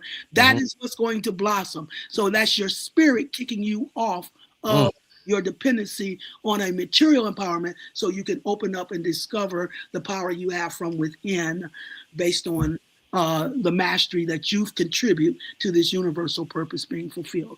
We all have a contribution to this universal purpose, the one and the all in one. Your reality is no more wrong or right than anyone else's. We all mastered and brought that mastery to the table as a contribution to the whole, the one and the all in one. That is why we harmonize energy. We don't blend energy. We harmonize because everybody has, like y'all see me do that, the hand thing. Everybody has something unique to bring to the table as a contribution, and that's based on what you've already mastered on in your spiritual purpose. As the fruits of that labor, that is what you're now getting ready to open up to transition from a dependency on material to your spiritual power based on what you made in your contribution of mastery to this holistic purpose being fulfilled. So follow your spirit. Trust your spirit, whatever your inclination you get, trust it.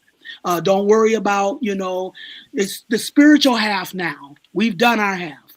We've completed our half. We've been the vessels of sacrifice and struggle. Now it's time to pass the baton to your spirit. Let it take the rest of the way. Your spirit is going to be the one to prove this holistic partnership with you to you.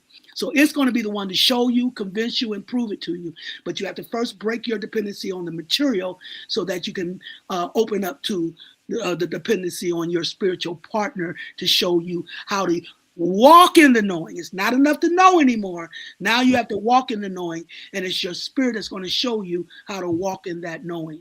Okay, so trust your spirit. If you're feeling like coming off, and that's what you trust, what you feel. Following your spirit is as easy as moving out on what you feel.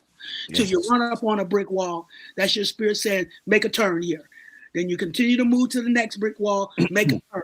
But when we think we know, we try to beat down the brick wall rather than following the guidance of our spirit. That's why our spirit don't want us to think we know.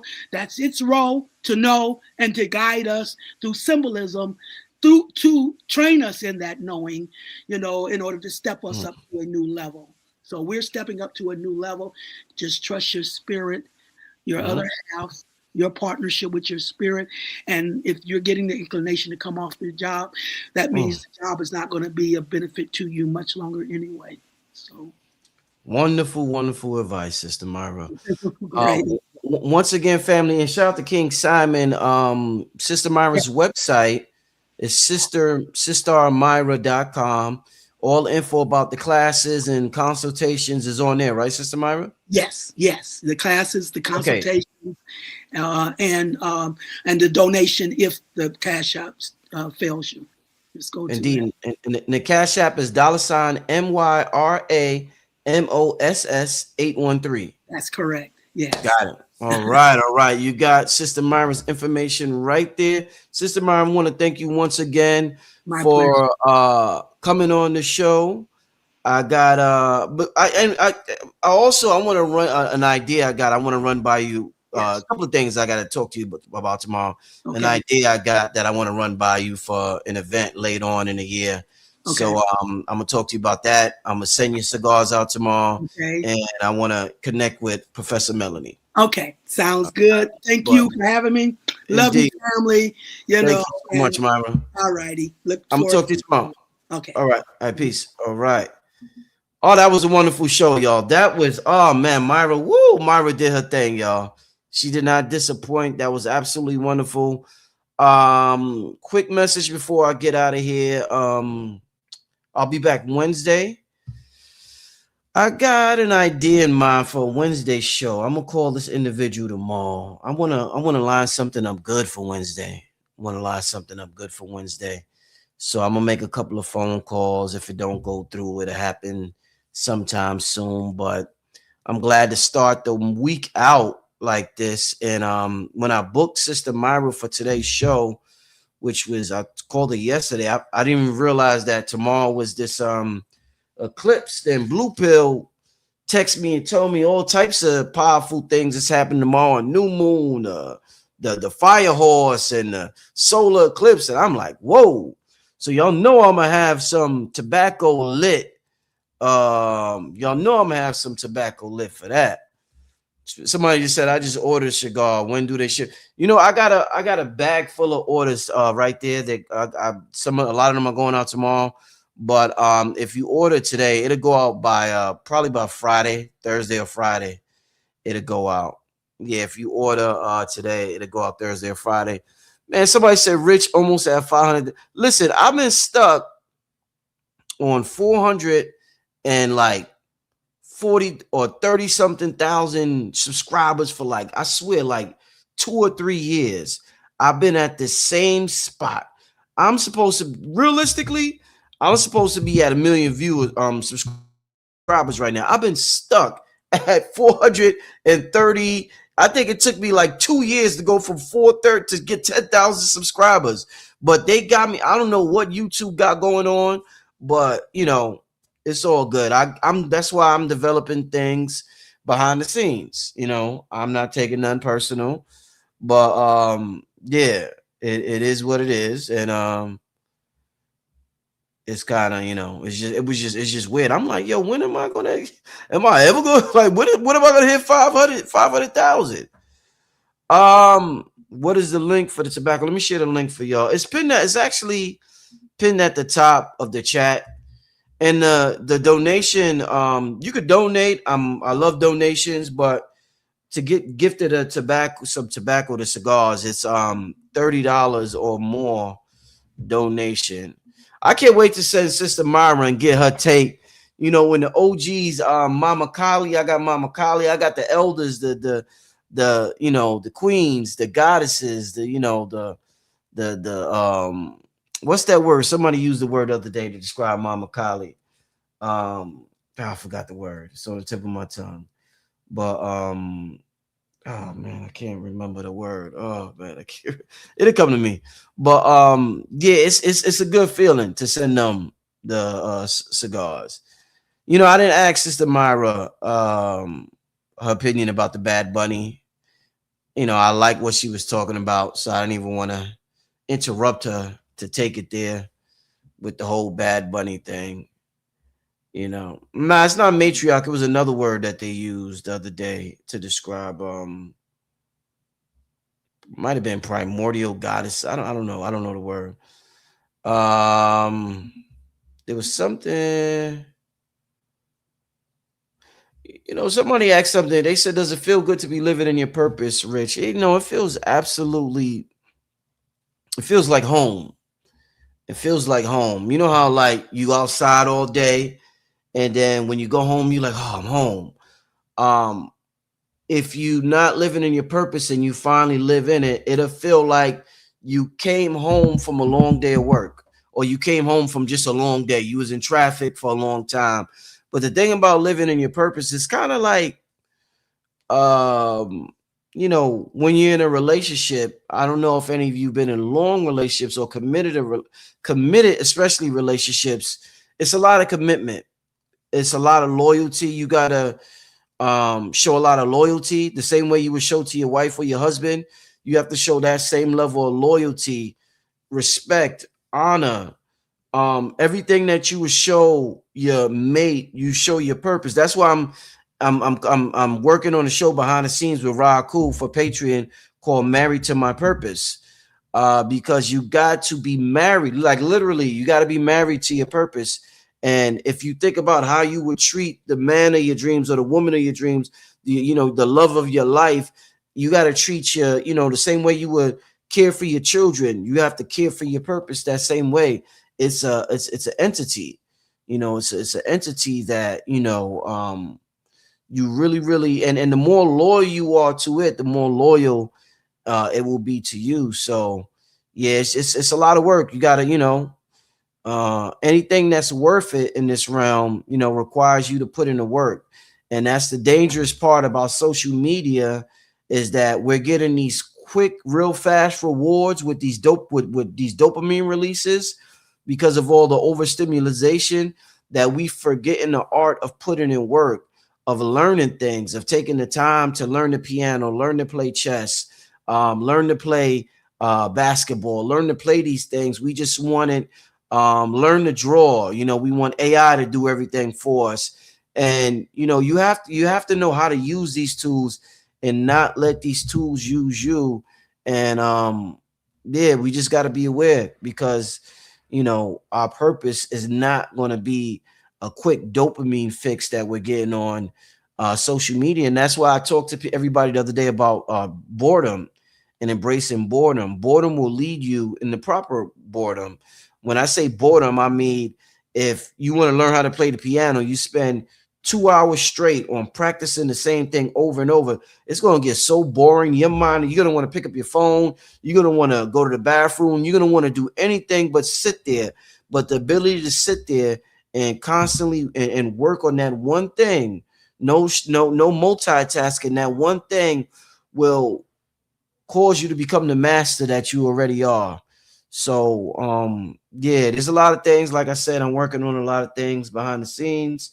And I just look forward. Like I just talked to Myrah. Somebody alluded to an idea I had earlier. I shared it on the screen, but I got some ideas for some events later on in the year that's in alignment with the time that we are in at this time. And yeah, this is a renaissance that's happening. You hear everybody talking about we're in a complete renaissance. This is spiritual revolution taking place. Yeah, man, it's a celebration time. And yeah, I'm just saying, I'm excited, a little confused at the same time about some certain things about, but I just take my time with everything. But I'm gonna get it in. For the somebody said can't wait for my cigar, bro. Really looking forward. Yeah, indeed. I'm gonna get it in tomorrow, ritual wise. I'm hearing all this stuff. I'm gonna have my cigar. I'm gonna have my Geefy tea from Mr. G, the Nuani. I'm gonna have the Nuani Geefy tea. I'm gonna have the cigar. I'm gonna be ready. I'm gonna have some silver around. You know what I'm saying? I'm gonna have some candles. I'm going in. I'm going in. So shit. I'm gonna have a good time. But every time I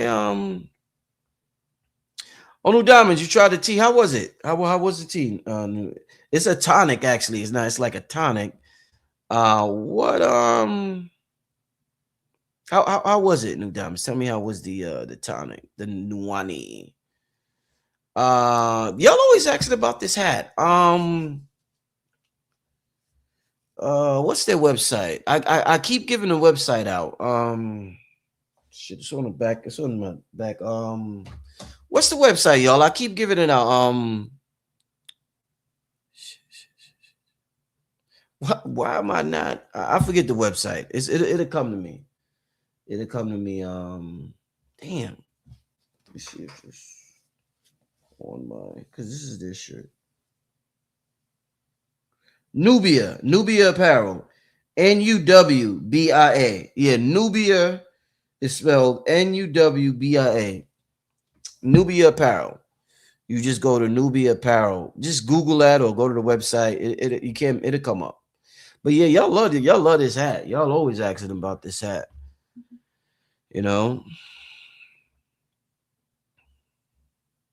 Diamond said, "Good, strong, having feeling." Yeah, you definitely feel good, and when you feel good, it's prime communication time.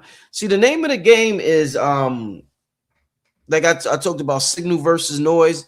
The name of the game is getting the strongest signal possible that you could achieve, so you could communicate properly with what we call the quantum field, or what the ancients call the ethers. So when we have these gifts from Mother Nature, like the tobacco or the Nuani Geefy tea or whatever, or it could be the, like, what's the thing? Why am I forgetting these words? The what's the flower? The flower. What am I forgetting? Dr. BB talking about the flowers. Why am I forgetting these? I don't know. Like when you get the lavender, or when you get the peppermint, what do you call it? What is that called again? Why am I forgetting these words?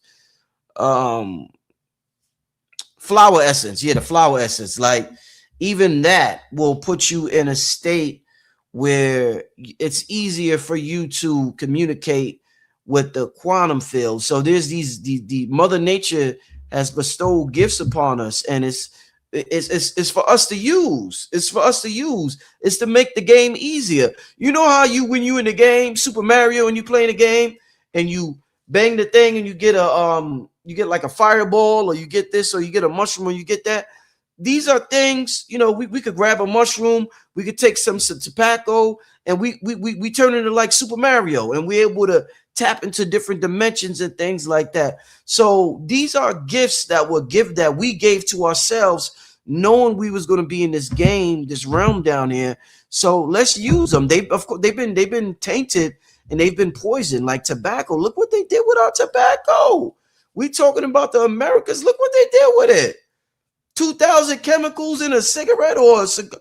Man, this is what I'm saying. This is why I'm so proud that I got it from where I got it in Honduras. Completely non-tainted. You ain't coughing, none of that. None of that. It's pure tobacco. This is why I'm glad and I'm thankful. So, these are gifts that we've given our higher selves, gifts to us, so that we could tap in and remember. So whether it's the tobacco, whether it's Nuwani Gifiti, whether it's the shroom, and you got to find what resonates with you. And sometimes you could just be in nature. You could just be in the park. You could just be around the ocean. All these things is for us: the ocean, the parks, the negative ions when you go to the park. Find what resonates with you, man. But listen, some beautiful times we live in. About to get out of here. Yeah, they demonize everything that was medicine to us. Yeah, they demonize everything that was medicine to us. Indeed. Mm-hmm. Yep. But I'm about to get out of here. I want to thank everybody for tuning in. Let me see if there's any. So I said, Rich, it's tight now, but keep the tobacco. I'm gonna really grab. So indeed, take your time, and what you need and what you put that in your auric field. Not that you're gonna get it, but that you already have it, because reality is really the past, our past thoughts. So the present is what you're going through right now, meant to be in. What's your identity? And I want you to identify yourself as somebody who. What happened to my screen? But we have to embrace our spiritual identity. And I talked about this. The physical world could never alter our spiritual identity. So just keep that in mind when you think about whether it's tobacco or whatever. And a circumstance will come to you where you're able to get the tobacco or whatever it may be. This shit is real science. This shit is real. Like when you be loyal to your spiritual identity, the universe, God, the ethers, whoever will make a way for you to get what you desire, or who you, not necessarily what you desire, but who you embody. So it's about embodiment. This shit is way beyond intellect, way beyond intellect, y'all. Way beyond intellect, way beyond that, and that's why a lot of people don't get it, because they think it's an intellectual journey, and it's not. It's a real personal, visceral, emotional journey. The intellect is like kindergarten in this journey. So yeah. Well, listen, man, I'm gonna line up something good for Wednesday. Like I said, I got some good stuff brewing behind the scenes. Shout out to everybody for a magnificent show today. I'm gonna share the link once again if you are interested in really tapping in. Like I told y'all, there's nothing that has allowed me to tap in the way these cigars have. So this is why I'm so passionate about the cigars, and proud, not just passionate, but proud also to have access to them. And it's a beautiful thing. Man. Oh man. I was looking at something about this black farmer the other day on Instagram. Man, they act like, and I was texting Blue Pill, and the things our black farmers have went through in the last 100 years in this country is insane. And we have to get back to black farming. That has to be a priority for us. And that, like I continue to tell you, that's going to be a focus of mine. It's not just like it's a this year thing, but just moving forward for the rest of my life. Us growing our own food is so it's going to be yeah, it's just wow. I ain't gonna get too deep into that. I ain't gonna get too deep in that. Somebody said I look for the tobacco link. I don't understand how y'all be missing it. I shared it like 5 times. It's in the chat, and it's also pinned at the top of the chat. I don't know how y'all be missing it. I just shared it, and it's shared at the top of the chat as well. Yeah, that's a good idea. I just bought a human. Yeah, make an investment. Like if this is something that, if this plant is something that resonates with you, where's my thing at? I be having to move my thing because my children. If this plant is something that resonates with you, can't find. I want to show my cutter. I don't see it. But if this plant, make an investment. Whatever resonates with you, make an investment in it. So that you could engage in it. It could be meditation. If meditation resonates with you, buy the best mat you could buy, or buy the best incense, whatever. Just invest in, yourself. You have to make yourself an harmonic resonance chamber with your higher self. So make yourself like, this is something with my cigars. I really like the color orange. Like I got a thing with the color orange. That's like one of my favorite colors. So this is like an ashtray that I got, and they got the Cuban flag on it and all of that, and the American flag and different flags and the Americas. And yeah, it just it just resonate with me. Casa Cuba, it resonated with me. But yeah, so you just buy things that resonate with you, so you could constantly be surrounded by a frequency that reminds you of who you are.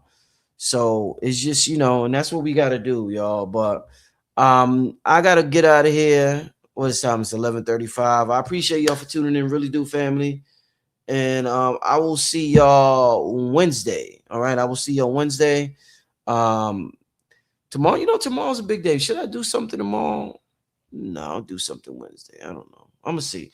But yeah, enjoy yourselves, family. Let's really, really, really remember our spiritual identity throughout these times with everything on the news, and not get distracted, because this is like such an important time for us that we're going to be reminiscing on 20 years from now about what we were doing in 2026. So we're going to be thinking about it. We're going to be like, yo, what was you doing in 2026 to 2030? It's really from 2020 to 2030. This decade, we're going to look back and say, damn, what was I doing from 2020 to 2030? Because it popped off in 2020. Like I said the other day with the pandemic. Y'all heard about Epstein and the pandemic? Oh my God. That's what y'all heard about Epstein and the pandemic and what's coming out in Gates? Man, oh man. No, you know what? I do want to do a solo show this week, because I gotta touch on the Vicky Dillard calls it the love and light predators. Like Deepak Chopra, he's in it. Like, yo, this shit is crazy. It's crazy what's happening right now in the world. Oh my God. But yeah, I'm gonna do something this week and just chop it up with y'all. It'll be during the afternoon. My talk could be during the afternoon. But wow. Yeah, I got it. Last thing I want to say, I'm gonna call King Simon. I don't know if he's still here. Aton Edwards tomorrow. There's a way for us to communicate off grid. So when the computers and everything get shut down, the CB radios that the cops used to use, Yeah, I gotta call Aton Edwards. That's something else that's on my agenda for this year. And somebody asks, is Phil coming back? Phil's gonna do that show that he was talking about on my Patreon. So that's coming to the Patreon. That show that's too lit for YouTube. It's gonna be it's gonna be lit. So that's coming to the Patreon. So you're gonna want to be a member of the Patreon. Yeah, Ham Radio. Thank you, King Simon. Ham Radio. Yeah, I'm gonna call Aton Edwards tomorrow, but we gotta have a way of communication outside of the internet. And I think that that's a brilliant way for us to communicate. So yeah, it's going to be a couple of things popping off this year with the channel. Stay with me, family. I'm gonna do what's best. I'm just a vessel, and I'm gonna communicate with y'all what I get communicated through me for my higher self, and you know, our cosmic ancestors. So you know, that's why I don't rush anything. And believe me, when I come through with something, it's gonna be right. It's gonna be powerful. It's gonna be godly, y'all. So just stick with me. Be patient, and I appreciate y'all for tuning in. The regulars, people who tune in. Some people don't have the opportunity to tune in all the time, but if you ever liked, if you subscribed, if you ever commented, if you ever donated, if you ever supported a workshop, you looking at the show, I truly appreciate it. Even the trolls for your attention. So, you know, appreciate it. But I'm gonna see y'all Wednesday. All right, family. Everybody have a good night. God bless you. Good night. Peace and blessings. Radio Cigars. Radio Cigars. Before there was cigarettes, before there were brands, there was the leaf. Tobacco is one of the oldest forms of spirit communication known to humanity. Long before modern times, it was understood as a living messenger, a way for human intention to travel beyond the visible world and return with meaning. In the oldest traditions, tobacco was never a habit. It was a bridge, not something used to escape life, but something used to speak with it. Our ancestors knew breath as spirit itself, and smoke was breath-given form. When the leaf touched fire, it awakened. When guided by breath, it carried thought into the unseen. In that moment, intention became vapor, and prayer learned how to rise. It was never about getting high. It was about clarity, connection, making the invisible visible. That's the memory the leaf still carries. Radio Cigars. Radio Cigars. Radio Cigars. Radio Cigars.